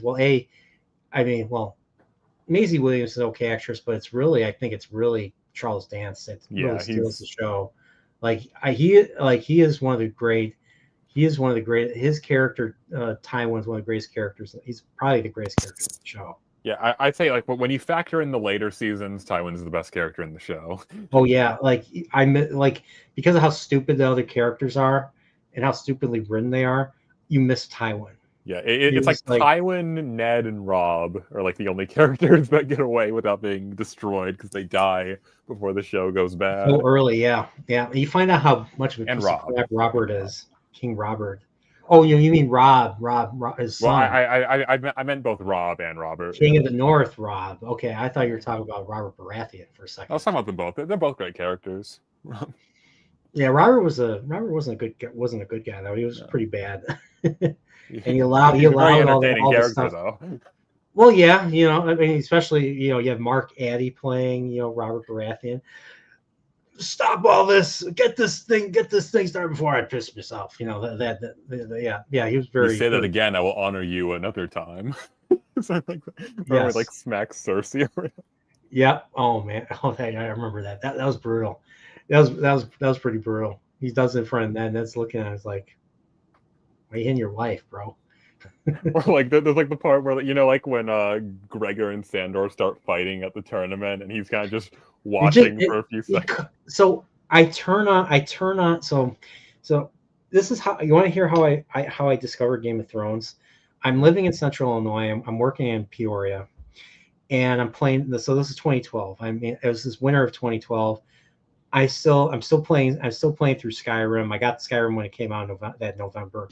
So I'm playing on my big screen TV. I'm living by myself in apartments. Apartments were cheap. Well, I only paid $700 for rent. Yeah. I'm playing Skyrim. I decided to take a break. I'm like, I have cable. I have internet. I changed channel. I put on HBO. All of a sudden, I see Sean Bean. I'm like, Sean Bean? This is like, for a second, I thought it was Lord of the Rings. Like, no, this isn't Lord of the Rings. He's older. And wait, so is this a historical show? So I'm watching this historical show. I'm like, okay, Sean Bean's in this, so it must be good. This historical show, there's a king, and then there's a jousting tournament, and all of a sudden I see this big knight cut off a horse's head. I'm like, what the hell am I watching? And then all of a sudden this other guy, this guy with the scar, just starts fighting him with a sword. And then I'm watching this, I'm like, holy crap. And then there's this little guy that gets caught that gets caught in a tavern, Tyrion. Oh yeah. Was that the same episode? Yeah, the same episode. And then it ends, and then the following episode comes on, and I'm like, oh, this is a fantasy. This is the world, because how the opening. Yeah, like the intro credits. I've never heard of this book series, And then my coworker tells me about it. It's based off, a series of books that came out back then. I'm like, I never heard of this. So like Wheel of Time, I didn't hear of as a kid. I didn't hear about Song of Ice and Fire. And then I'm watching it, and then I realized, okay, oh my gosh, this is so HBO, because there was a scene that made me stop watching. And where Loris and Renly were shaving, or Loris was shaving Renly. I'm like, oh my gosh, this is gay. No. And so I turned it off. I'm like, I don't want to watch this. This is HBO. There's also a scene where like Ned goes into like Littlefinger's like whorehouse, like his brothel. Yeah. And so I stopped watching it because of that. And I was like, and I didn't pick it up again until years later. I didn't pick it up until like, a few years later, because I was like, I was in between jobs, and I was reading up on the lore, and the lore was actually really interesting about Game of Thrones, Song of Ice and Fire, that there were so many houses, there's so many characters and all that. And I started reading the books. I'm like, holy crap, I'm already invested in the Starks. I'm already invested in, the Stark, like he says, like Rifter says here, the Stark perspective. They're the good guys. They're the ones that are getting screwed every other way. The family members are getting killed. They're all split up, in this cruel world. And I'm just like, I'm already invested in Arya. I want Arya to get her vengeance, and there was so much to look forward to. And I just kept reading and reading and reading. And then I put on the show as I was reading. So I was reading the books at the same time I was watching the show. So I actually saw the Red Wedding show first before I got to that part of the books. Oh, jeez. So I'm watching the show, and all of a sudden I'm seeing a pregnant woman getting stabbed in the belly. I literally dropped my drink. I was drinking a Coke on my sofa, in my carpet in the living room apartment. I dropped my Coke when I saw that. Yeah, that took me by surprise. Yeah, the thing that's a shame is that like that scene is so like iconic nowadays that by the time I got into Game of Thrones, I already knew about it. Unfortunately, well, I mean that really does that really does stick, but that's not how the books did it. I think the books had the book Red Wedding had a lot more class. They didn't like, how are you going to make it worse than the book? Let's have a pregnant woman who, like, let's be honest, Jane Westerling in the books was not pregnant, and she wasn't even there. She was the love interest. In the show, they made her a different character, and they made her pregnant, and they killed her. They made her a different character, made her pregnant, and then he killed her. So, which was not the case in the books at all. Yeah, Rob, I think, was like my favorite character in the show at that point as well. So seeing him, Rob got a lot more. So Rob was not a point of view character, in it's Caitlin. So we did not. It was all from Catelyn's point of view. So we didn't see as much of Rob in the books as we did. We heard stories about him. We heard stories about him turning into a wolf. I like the unreliable narrators or unreliable characters, like making up stories. So like after the Red Wedding, kind of in Wheel of Time as well. The cover, Wheel of Time does that too. The cover story for the Red Wedding was, Rob turned into a wolf and just started attacking everybody, and they had to put him down or something like that. So it's ridiculous, but hey, because we saw it, we know it's not true. But the characters in the show or the characters in the story don't, because they didn't see it. So, and it's the same. It's the same in Wheel of Time.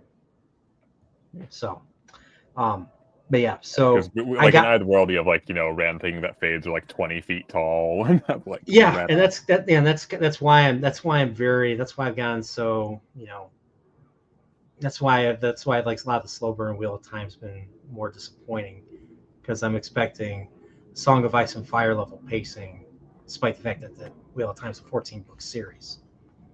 Yeah. And things are bound to slow down in a series that long, I guess. I mean, the show tried to do its own discount Red Wedding when they had more gays murder a bunch of people, including a child. People I guess the show didn't realize that part of what makes the Red Wedding impactful is that it's happening to characters you actually care about. Yeah, characters that we know. I mean, if we don't know the characters, the only reason why I was more annoyed, because it was obvious. Once again, like they copy They either copy Lord of the Rings or they copy Game of Thrones. And if you're gonna do copy from the best, but you didn't have to copy from those. You Just had the copy from the Wheel thing of you're Time supposed to be books. copying from. You had the Wheel of Time books. You could have made it. You could have created another thing for other shows to rip off of or something. Yeah. There's plenty. Is, like lore-wise in the Wheel of Time, there actually is kind of like a Red Wedding-ish event, like in Kyrion's history, where like they killed a shit ton of Kyrian, where like it is like way in the past, but it's like a background lore thing. Kind of neat. Oh, what's in any of the books? I don't recall. I don't know if it's ever mentioned in the books. It's mentioned in like the World of the Wheel of Time book, which is like has a lot of the background. Oh, there's okay. a lot of extra background lore, like for like the nations. Yeah, so I had when I did it's been a couple of years now. It's been a while.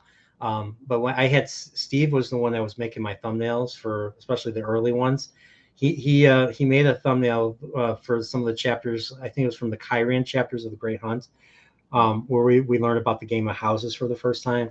Yeah. So I had him write down in the game of houses you either win or you die, which is basically Game of Thrones. It's never mentioned in the books, obviously, but it's basically the same idea. Game of houses, Game of Thrones. Yeah. Yeah, I thought the Game of Houses was very interesting. I liked the Kyrian part of the Great Hunt. Letters. yeah, him. Yeah, like they're giving him letters, and he's not answering them. He says, "Hey, I'm not going to participate in this."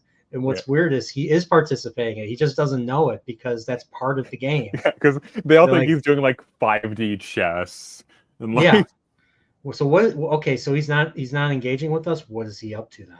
Yeah, because they think he's like a foreigner lord, right? I think he's like some. Yeah, I mean, the Moraine. I mean, in the beginning of the Great Hunt, she, burns all of his, clothes as a sheep herder, and now he has to wear all this, regal. He has to wear all this regal stuff, regal clothes, regal wear. So he looks like a lord. He looks like a. Everybody starts calling him Lord Rand. Huron starts calling him Lord Rand. Yeah, Huron does, yeah.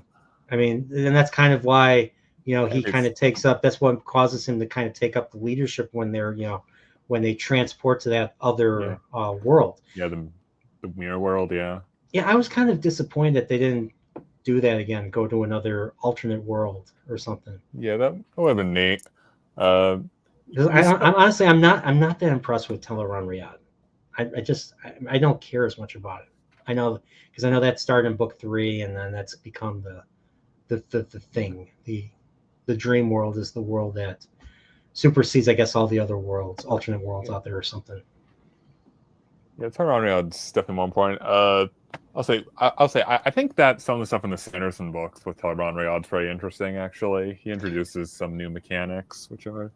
Isn't Teleron Riyadh just for characters who are like on the opposite sides of Randland to communicate, basically? Well, you start seeing some more like action sequences and stuff like that later on in the series, which are pretty interesting, actually. But yeah. I mean, yeah, obviously the Slayer fight. So, like in the dream, the Slayer is Slayer, but in the real world, he's Lord Luke, if I remember correctly. Yeah. So. Yeah, I'm curious. I mean, yeah. So that was an interesting little thing. So it's two people in one or something. Yeah. So I mean, I'm curious. 2 souls in one body. So I'm curious where that's going to go. I'm curious where. I mean, we haven't encountered Slayer at all since Shadow Rising. Yes. I'm already on book 8, so. Yeah, Slayer's an interesting villain. It takes a while for him to pop up again. Actually, I'm trying to think. Actually, Slayer does have an appearance somewhat soon for you. I'm not sure. Not in book 8, I don't think, but. Everybody needs to read some Simon R. Green. You know what that is? No. I'll go see what books he wrote. Yeah, Josh, sorry. I don't know Simon. I don't know who that is. Simon R. Green. So. All right. But yeah, Slayer, I think it's going to be interesting to see Slayer come back. Curious what happens, how he gets dispatched, how Pan Fane gets well, I kind of know who kills Pan Fane by accident, so I don't know how it happens or in what way it happens, but oh well, or how the fight is, so I don't know that. just how everything concludes and how everything wraps up. Yeah, I'm curious because I know I don't think the ending ends like Lord of the Rings. Like I don't think it's not like a lengthy. It's not like a lengthy. And you would think for a lengthy series that something like that would be the case, like a long goodbye, but I guess not. No, the ending is. I'm not sure. It's relatively brief, but It's honestly not fits really it's well. not as brief as Harry Potter, right? Where you have the final battle, and then everybody carries off Harry Potter to victory, and then 19 years later. No, you don't get like a crazy time skip or anything. Yeah, so that you actually see some of the fallout. Yeah, you do see some of the fallout. Okay. Again, I can't go into too much detail. Yeah, I know you can't. I gotta read and find out. Yeah, I know. I think the Lord of the Rings ending is the perfect ending for a story, but then again, that's just me. Like I like how like you have the climax, but then there's still a lot more story to tell, a lot more story to wrap up, and gradual goodbye, basically. Yeah. The Stephen King book, The Stand, kind of does that, but I hate to say it, but I hated the climax. I didn't like. I don't know. I just didn't like the climax, but I did like how it ended. I liked how the rest of the story wrapped up, though. All right. Yeah, it's The Stand was basically Stephen King's attempt to do a good versus evil Lord of the Rings type of story, but it takes place in the United States in a Walking Dead / post-apocalyptic setting. All right. So like all the good guys are rallying to Boulder, Colorado. Yeah, I know. Not especially nowadays where you're hearing about stuff in Boulder now, and all the bad guys. I mean, I don't know. Staplebow, what city? I mean, what city would attract the most sinners? The most sinners? Yeah. I'm sure you can guess. I've got two options in my head. They're both well, it's west of Boulder, Colorado. West of. Wait, which one are you thinking of? Well, no, I know what it is because I read The Stand. But where do people go to sin? I don't know, maybe Las Vegas. Oh, you're right. It is okay. Las Vegas. Yeah. What do you think? LA? I was gonna say Chicago. What do you think it was? Joke, LA? Oh, Chicago.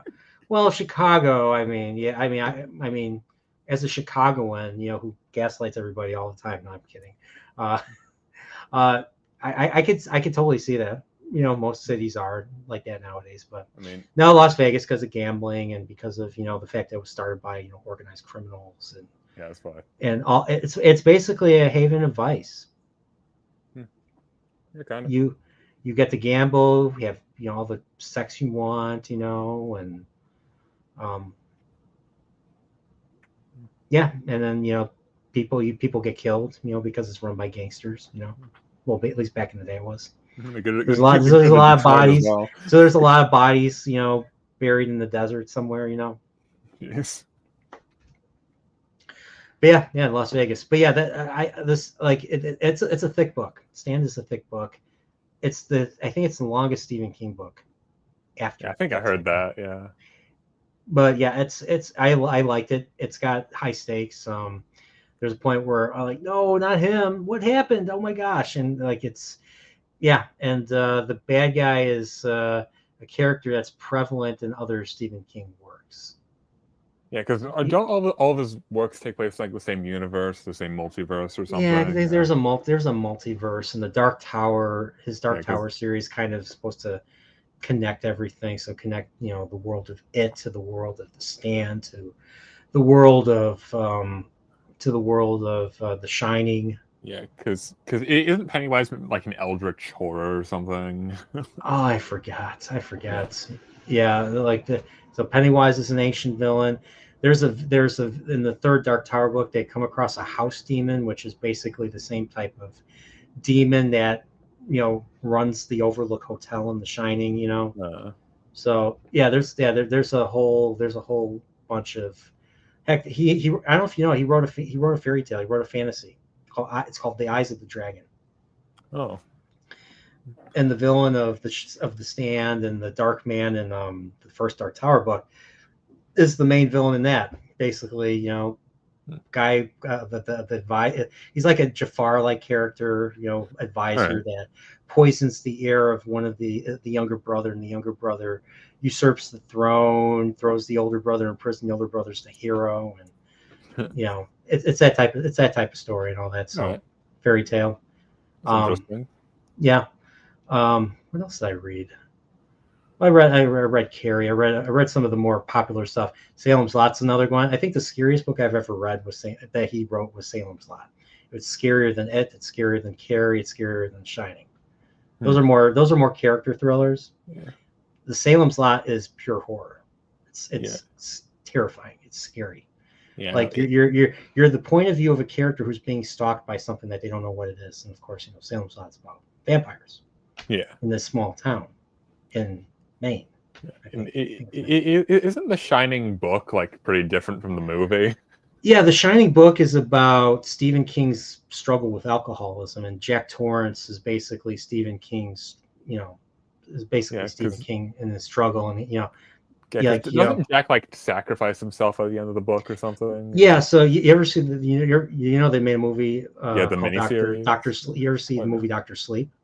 I haven't seen it. I know about it though. Yeah. So Doctor Sleep is a sequel to The Shining, to the Stanley Kubrick Shining movie. Doctor Sleep was a book that Stephen King wrote as a sequel to his book. This Doctor Sleep movie basically showcased the ending of how the book would have been, because in the book the Overlook Hotel is a boiler that has to be maintained every day. The boiler did not make it into the boiler was not in the Stanley Kubrick film. So the Overlook Hotel wasn't destroyed like the Death Star at the end. So the Overlook Hotel was destroyed at the end of The Shining, the book. Yeah, because Jack. Like Jack Torrance is basically not himself. He is basically the demon. He's basically possessed by the demonic creature that possesses the hotel, also possesses him. And he uses a croquet mallet as a weapon instead of the axe. Do they even have like the "Here's Johnny" scene in the book? No, there was no "Here's Johnny." There was no "Here's Johnny" thing. You know what's funny is I saw the Simpsons version of that as a kid, because I was a kid in the 90s. One of the Treehouse of Horrors showed Homer was Jack Torrance and all that. Yeah. No beer, no TV, make Homer go something. Oh, crazy! Yeah, that's right. But yeah, I saw that first before I actually saw the movie and all that. But yeah, that was not in the book at all. That was something that's I think Stanley Kubrick came up with or something. Yeah. Maybe he was staying up late one night and he was watching the Tonight Show. He's like, what if I made the "Here's Johnny" scary? Yeah, because didn't Stephen King not really like the movie? No, he hated it. No, he hated the movie because he hated the movie because it was very personal for him. Because, like I said, it was the Shining was about. So the one thing, I mean, they briefly allude to it. I mean, you have the scene with Lloyd in the bar. Yeah. And that's the only scene that really goes into his his alcoholism. But the alcoholism is a major theme, is the major part of his character arc, and this was based off of Stephen King's own struggle, because he was a dad. He had his son Joe Hill was a kid when he wrote The Shining, was about the same age as his son Joe Hill, the author now. Well, he was Danny basically, and and he was drinking. And he probably beat the crap out of his kid, at the same time. So all that stuff that you see that he talks about in the book was stuff that probably really happened to him. Yeah. And all that. So, well, some of it. So, but the drinking part was very personal for him. And so the fact that Kubrick kind of didn't really cover that so much was something that he didn't like. Yeah. Like that, and like the ending's completely different. Well, yeah, the ending, yeah, like you said, like the hotel blows up like the Death Star, whereas in the Shining movie, it's more like a mind f. Like Yeah. he dies, but Jack Nicholson dies, but then you see the picture of him from 1945, and he's in the picture. So what does that mean? Is he part of the hotel? Is his soul part of the hotel now? Is he gonna appear to other poor bastards? How throughout the hotel they're seeing visions of people. Like there's the guy in the bear suit who's blowing the in the book it was a guy in a dog suit, but in the movie it was a guy in a bear suit or something like that. So there's all these characters that appear and all that, and I'm assuming, and they do show it in Doctor Sleep, but like Jack Torrance is one character that appears to his son, who's played by Ewan McGregor. Yeah. So he becomes part of his soul, I guess, becomes sucked into the hotel. So he's part of the hotel's terror or something. He's you know how people like, you see people. Yeah. And so he becomes one of those people that you see. So at least that's what I think. I don't know. And then you have the mirror, or not the maze. You have the hedge maze. The hedge maze. Yeah. In the book, it's topiary, animal topiary that comes to life and attacks Dick Halloran. Dick Halloran's the black dude, the cook. He survives in the book, but he gets a mallet to the face. Oh, gets a mallet to the face, but he survives. Whereas in the movie, he gets how many times has his death been memed? I don't know. A lot of times. But yeah, he gets axed in the movie and all that. And the chase with when he's chasing his son, and his son's hiding in like a cupboard or something. It reminded me of Jurassic Park when the girl tries to hide in the cupboard. Yeah. The girl tries to hide in the cupboard from the Velociraptor in the kitchen. It made me think of that, and I was like, you know what? Because I mean, like Spielberg actually took a lot of inspiration from Kubrick. AI. He took over Kubrick's project. I don't know if you ever heard of AI, artificial intelligence. I think I've heard of this. Yeah. That was originally a Kubrick written idea, but then Kubrick was getting sick and getting too old to do a movie like that, so he gave it to Spielberg to do. So Spielberg went and did it after he died. So I mean, Jurassic Park's another movie that's pretty different from the book it's based on. Yeah, I actually bought Jurassic Park. My buddy Angry Canadian, who I met in Japan, it's one of his favorite movies of all time. He read the book too, and yeah, he told me the exact same thing. So I bought the Michael Crichton book. I know that John Hammond's like a straight up villain. Yeah, he's not this sweet old man who's just misguided, and he's not this misguided sweet old man with grandkids. He was just straight up evil in the book. He was straight up evil, and he gets eaten by dinosaurs, basically. Yeah, that I do know. I just have to read it. I have to read it. But yeah, that movie. The book's a lot more violent than the movie is. I heard the book is a lot more technical too because it's Michael Crichton. So yeah, the same guy that wrote Jurassic Park directed the original Westworld movie. I don't know if you knew that. Yeah, and the funny thing is, in the book, I'm forgetting his name. I think it's like the lawyer guy. The lawyer guy. No, is it Romano? No. I'm Ferrero. Name, well, no, that's the actor's name. Martin Ferrero's the actor. Yeah, but like the lawyer guy is a much bigger character in the book. It's kind of fun. So does he get eaten off the toilet? No, he's kind of badass in the book. Unless I might be mixing with someone else. I know that one of the characters who's really minor in the movies is actually pretty badass in the book. But yeah.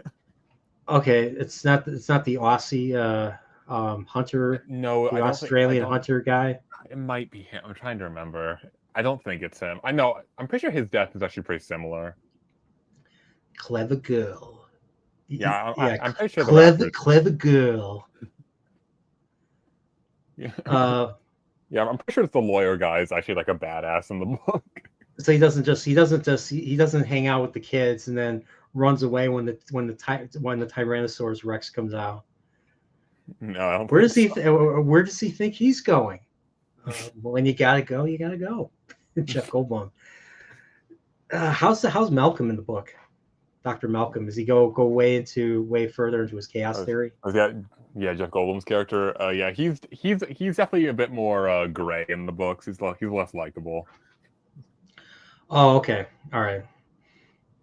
Have you seen any of these? Have you seen 13th Warrior and Congo? No, Congo I came out haven't. a couple years after Jurassic Park. Congo features a gorilla, I believe, if I remember correctly. Yeah, you're too young. You're too young for that. Yeah. 13th Warrior, I think, came out later. I think. I don't know. I'll have to check that out. So, but yeah, a great. I thought it was a great. Oh wait, Grifter had something. I forgot Grifter had something to say. One of the best changes in Game of Thrones. Actually, no, Staple, you read it, but you read it with. I need you to read it with a menacing tone. All right. Please. One of the best changes in Game of Thrones from the books was the introduction scene of Tywin skinning the deer. In the books, that was Samwell talking about his father telling him to leave. Worked great for Tywin. Was that Samwell? I don't remember that. The books, that was Samwell talking about his father telling him to leave. Oh, okay. I'll have to reread that. But yeah, but it was funny because it was just basically, well, we get to see how cool Tywin is, how just a great introduction, because you know how like Jamie talks the way he talks to people and gets on people's nerves. Yeah. Doesn't work on his father at all. His father knows him too well. His Tywin's not even giving him his full attention because he's just skinning the deer while he's doing it. Yeah, and then the other thing that what's funny is that's not, yeah, like you said, it's not in the book, but it's also, this is what's going on politically, because the stag, the deer, the stag, is House Baratheon. Baratheon, yeah. That's their sigil, and Tywin is cutting into it. The lion is cutting into it. One of my favorite quotes. I don't remember if it's from the book. I don't know if it was from the book. I know it was in the show. And I tell this to people who, like, especially who are online, and they're being called like racist, and they're being called, like how a lot of our, a lot of people, book cloaks, and Steve and everybody gets treated by dark fans, show fans and all that. Yeah. And I told people several times, like, I quote Tywin Lannister's, like, the lion has no interest in the opinions of a sheep. Yeah, the lion does not. That's so awesome. That's such a great quote. That's so good. So good. Sorry. I mean, Tywin's got some of the best lines in like the whole series. He's one of my favorite characters. They have my son, and then everybody just shuts up. Everybody's arguing. All the Lannisters are arguing. He's just like, they have my son. They all shut up. And then that was season 1, and then season 3, where Joffrey actually has the nerve to. Joffrey has the nerve to call out his grandfather. He's like, my father was fighting while you stayed behind. And in the book, Tywin gives him a very cold stare. And he's like, the king is tired. Send him to bed.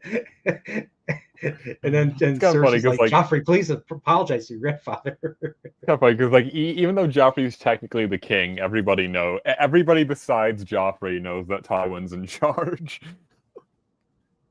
Oh yeah, that's right. Okay, Samwell. Yeah, that's how his father got him to leave. He's like, if you don't leave, I'm gonna accidentally, something might accidentally happen to you.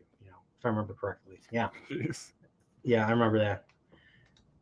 Amy Good Gorilla. Yeesh. Most of Crichton's books had very interesting ideas, but the characters were two-dimensional at best. Okay. All right. Yeah, I'll keep that in mind. For Jurassic Park, I definitely prefer the movie versions for most of them. Even the Lost World. I haven't read the second book, so I can't say. But okay, all right. Well, what's funny is the Lost World came out before the movie, so I knew about it before anything. Any man who must say I am the king is no true king. That's so true. That's so true. It's the same with people online. I am the one in charge. No, you're not. I forget if that's from the book. I can't remember. So yeah, dude, it's been three and a half Jeez. hours. A lot. You had a blast. I've been having a blast. Yeah, it's been fun. And no drunk Boreal. I just had one drink. Boreal. Yes, it has not existed today. Well, maybe I'm talking a lot more. Maybe that's a side effect of me. Just a little whiskey on the brain, just making me. Problem is, I get into these tangents, and to the detriment of the guest. So I did it to Pips last time, and Pips was trying to make a point, and I went into a tangent, and he was like, he had to pull me back. And then the same with when I had Amber on, the pen and the sword and the pen. Yeah. I did the same thing with Star Trek. We were talking about Star Trek, and I tangented it's a Wheel of Time because we were talking about something that made me think of the Wheel of Time, and she was just like, and then she just went. She pulled it back and talked about what she was talking about. I was like, oh, I'm sorry, I did that. So that's what I do. So, but I think I did better. I think I didn't do that bad today. Yeah, this is fun. I enjoyed it. So I got a question. There's always a part 2 to everything nowadays. So I feel I can smell a sequel to this Chillporeal Staplebow. What do you think? Yeah, I can see that happening in the future. So Staplebow, is there a revelation?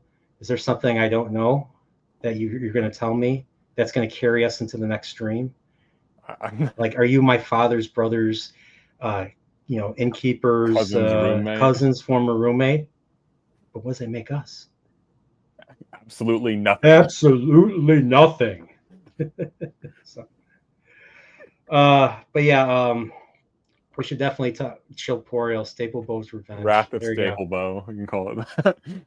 Staplebow. I think one time I called one of my streams with Pips Revenge or something like that. You call it Staplebow. The only time I've ever gotten mad on the stream was with Pips, because we were arguing about the Fires of Heaven. I was disappointed in the Fires of Heaven, and he was obviously defending it, and I couldn't argue, and I got mad.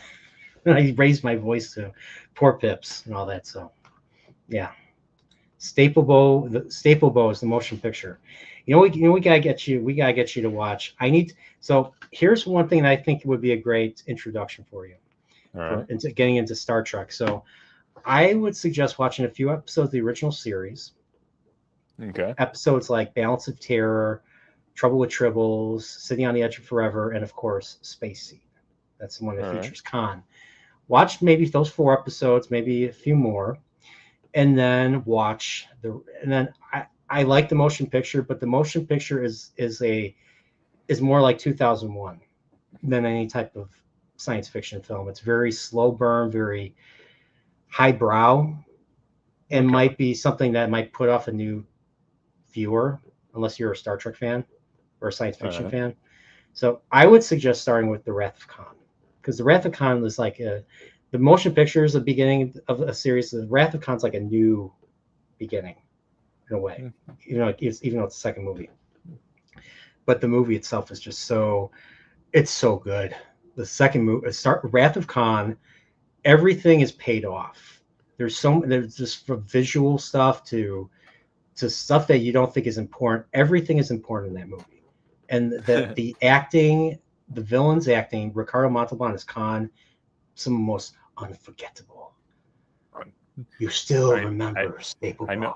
I know about like the Moby Dick scene where he says, "To hell's heart I stab at thee." For hate's, and the only reason why I know is because I watched Wrath of Khan. Yeah. For hate's sake I spit my last breath at thee. It's so good. It's so good. It's it's such a great. It's one of the most emotional. And as a younger person, as a young kid, when I saw it, I didn't really like it as much. Because I didn't have the life experience. Now that I'm older, it's so good because it's so relatable on so many levels. And it's my number 1 movie of all time. All right. So definitely, and Emperor Goodwin has it right here. great movie if you're not a TOS fan. All right. So, but yeah, there's a lot of great TOS episodes, and it's a movie that never gets old. Like you watch it, you watch the performances are unforgettable. Like, yes, performances are unforgettable, and the end of the movie is so beautiful and so sad at the same time. All right. Yeah. So, yeah, Star Trek's a series I've always wanted to get into. I just haven't really. Yeah, I mean, there's 750 episodes. This is classic Star Trek. I don't count New Trek, and I don't count the Abrams films. Yeah. I mean, the J.J. Abrams films are basically Star Trek wanting to be everything else but Star Trek. It wants to be Star Wars. It wants to be. It wants to be. It wants to be Fast and Furious in space. You know. Yeah. Like, it's so stupid. I mean, I know a lot of people. Some people like it. I liked it when I was younger. I don't like it now. It didn't age well at all for me. So.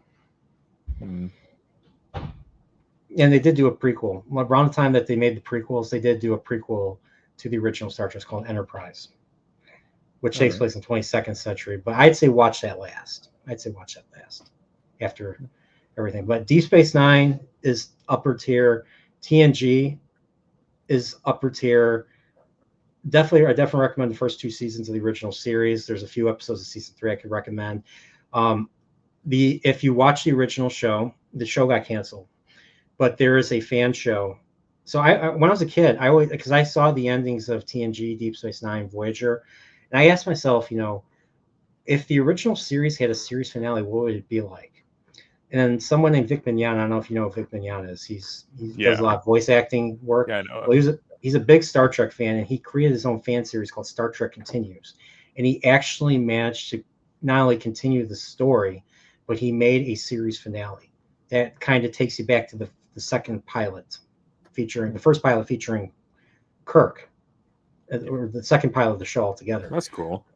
And yeah, it deals with super people, believe it or not. Super people with silver eyes, yes. Yeah, the reason I know who Vic is because he's Broly's voice actor in Dragon Ball. Yeah. He's Broly's voice. He's Edward Elric's voice. Edward Elric Full Metal Alchemist. He's in a whole bunch of anime shows. So, but he brings a bunch of other voice actors, like Todd Haberkorn plays Spock, and he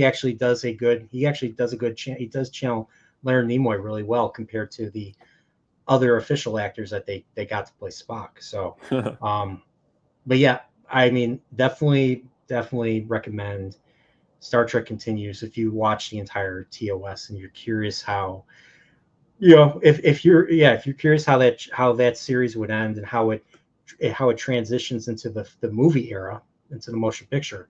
I think it's a great thing to watch. It's better than anything New Trek. All right. So. Yeah, and yeah, I liked Andor too. Everybody's talking about Andor now. Yeah. Yeah, Andor is really good. Favorite characters are Luthen and Cyril, and one of them got a much more dignified end than the other. But I don't know. I consider Andor, like, even though Andor has TIE fighters and Empire and Stormtroopers, I kind of divorced it from Star Wars, to be honest. I just watched it as just a sci-fi thriller, action thriller. I can see that. I don't know. That's just me though. So, all right, but yeah, Staplebow. This was a great stream. I'm getting tired. It's already 1:15 by me. So, do you have anything you want to promote? Anything you want to plug? By the way, once again, congrats on graduating. So, thank you. You have an idea? I mean, without saying what you're doing, do you know what you're doing next? Yeah, I'm going to college, but don't say where you're going. Don't say where you're going. Yeah, I know. Well, yeah, all right, man. Good luck with that. If I don't talk to you before then, but you're gonna be really busy with college, so I don't even know if I'm gonna be able to get you again for a while. So I'll probably still speak on Discord and stuff, but yeah. Yeah. So we'll definitely talk about definitely Wheel of Time stuff. I mean, if you're still free to do the book club and all that, I mean, I'm still trying to. I still want to try and get this done. I want to get everybody that I ever had on for the book club to do the final, at least do the final book with me and all that. So that's I have to get everybody. Everybody's been busy. Pips's life has totally changed, and Alex got married, so he's busy too, and Steve is doing Steve's taking care of his kids and all that, so he's really busy with his own stuff, and Nathan's busy with his families and all that. So yeah, you and Dane have been a great co-hosts for the last couple of books. Yeah, I've enjoyed doing that stuff. I just like talking about Wheel of Time. So.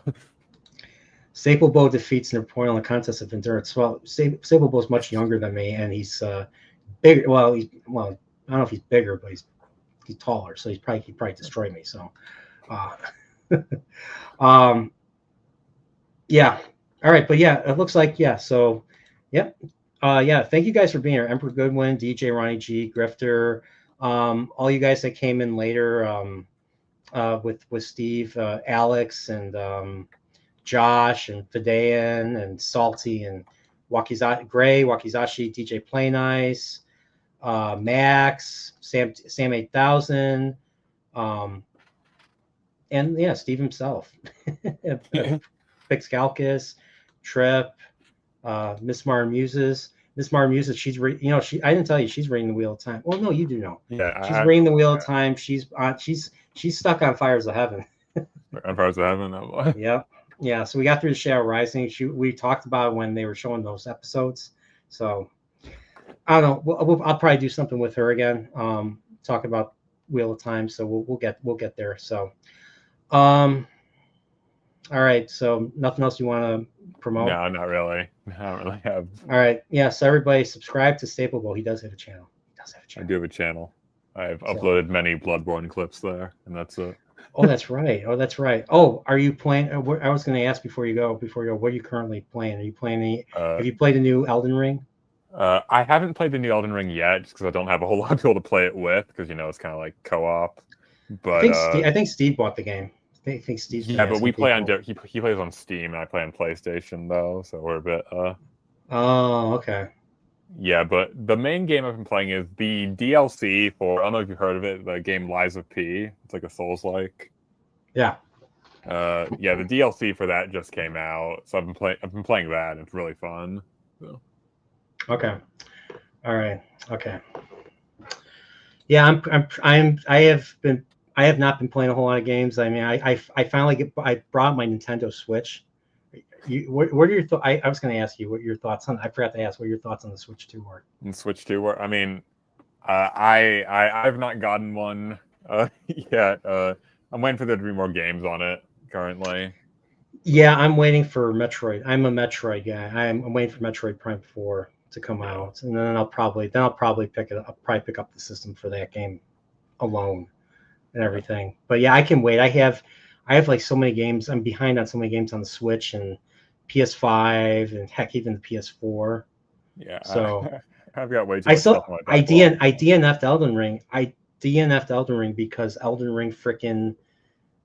I'm still playing. I'm playing the game. I'm collecting these golden seeds. I'm trying to upgrade my health to maximum, and it says, oh, even though you have golden seeds and there's more to find in the world, we're not going to let you upgrade. I'm like, what? What the hell? You've gone the max, yeah. Yeah, I'm like, what the hell is this? It's like playing Zelda, collecting pieces of heart, and then the game tells you you can't upgrade any. You can't add another heart. You can't do anymore. I'm like, what the hell? In the Dark Souls games, they have the exact amount for like the max.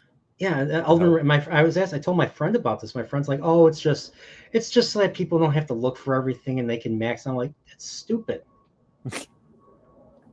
It's stupid. I don't know. That's just. I mean, you might like the DLC more because the DLC, like its upgrade materials, I'm pretty sure there's like an exact amount. So.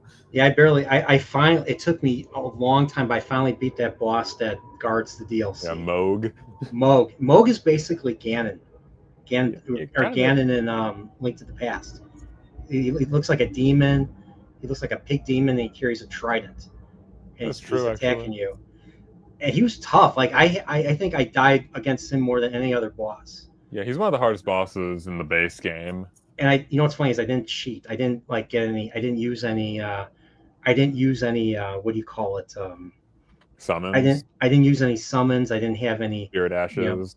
Yeah, I didn't do anything like that. I just fought head on directly. as a warrior.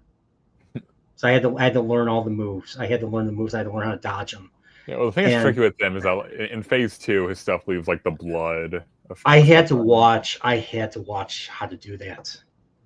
I had to watch a video on how to. I was like, what's going on? Yeah, because how do you beat him? You have to heal up right when he's like raining blood on you or something. Well, this is a specific item you can get to counter that. Yeah.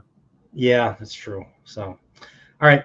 But yeah, I figure we answer that before leaving. So, all right, guys. Thanks for being here.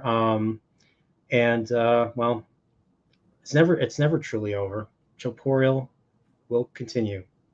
So, I guess if you're a Star Trek fan, you might like this this to be continued. This is my old Wheel of Time book club to be continued. So there you go. I'll show you guys.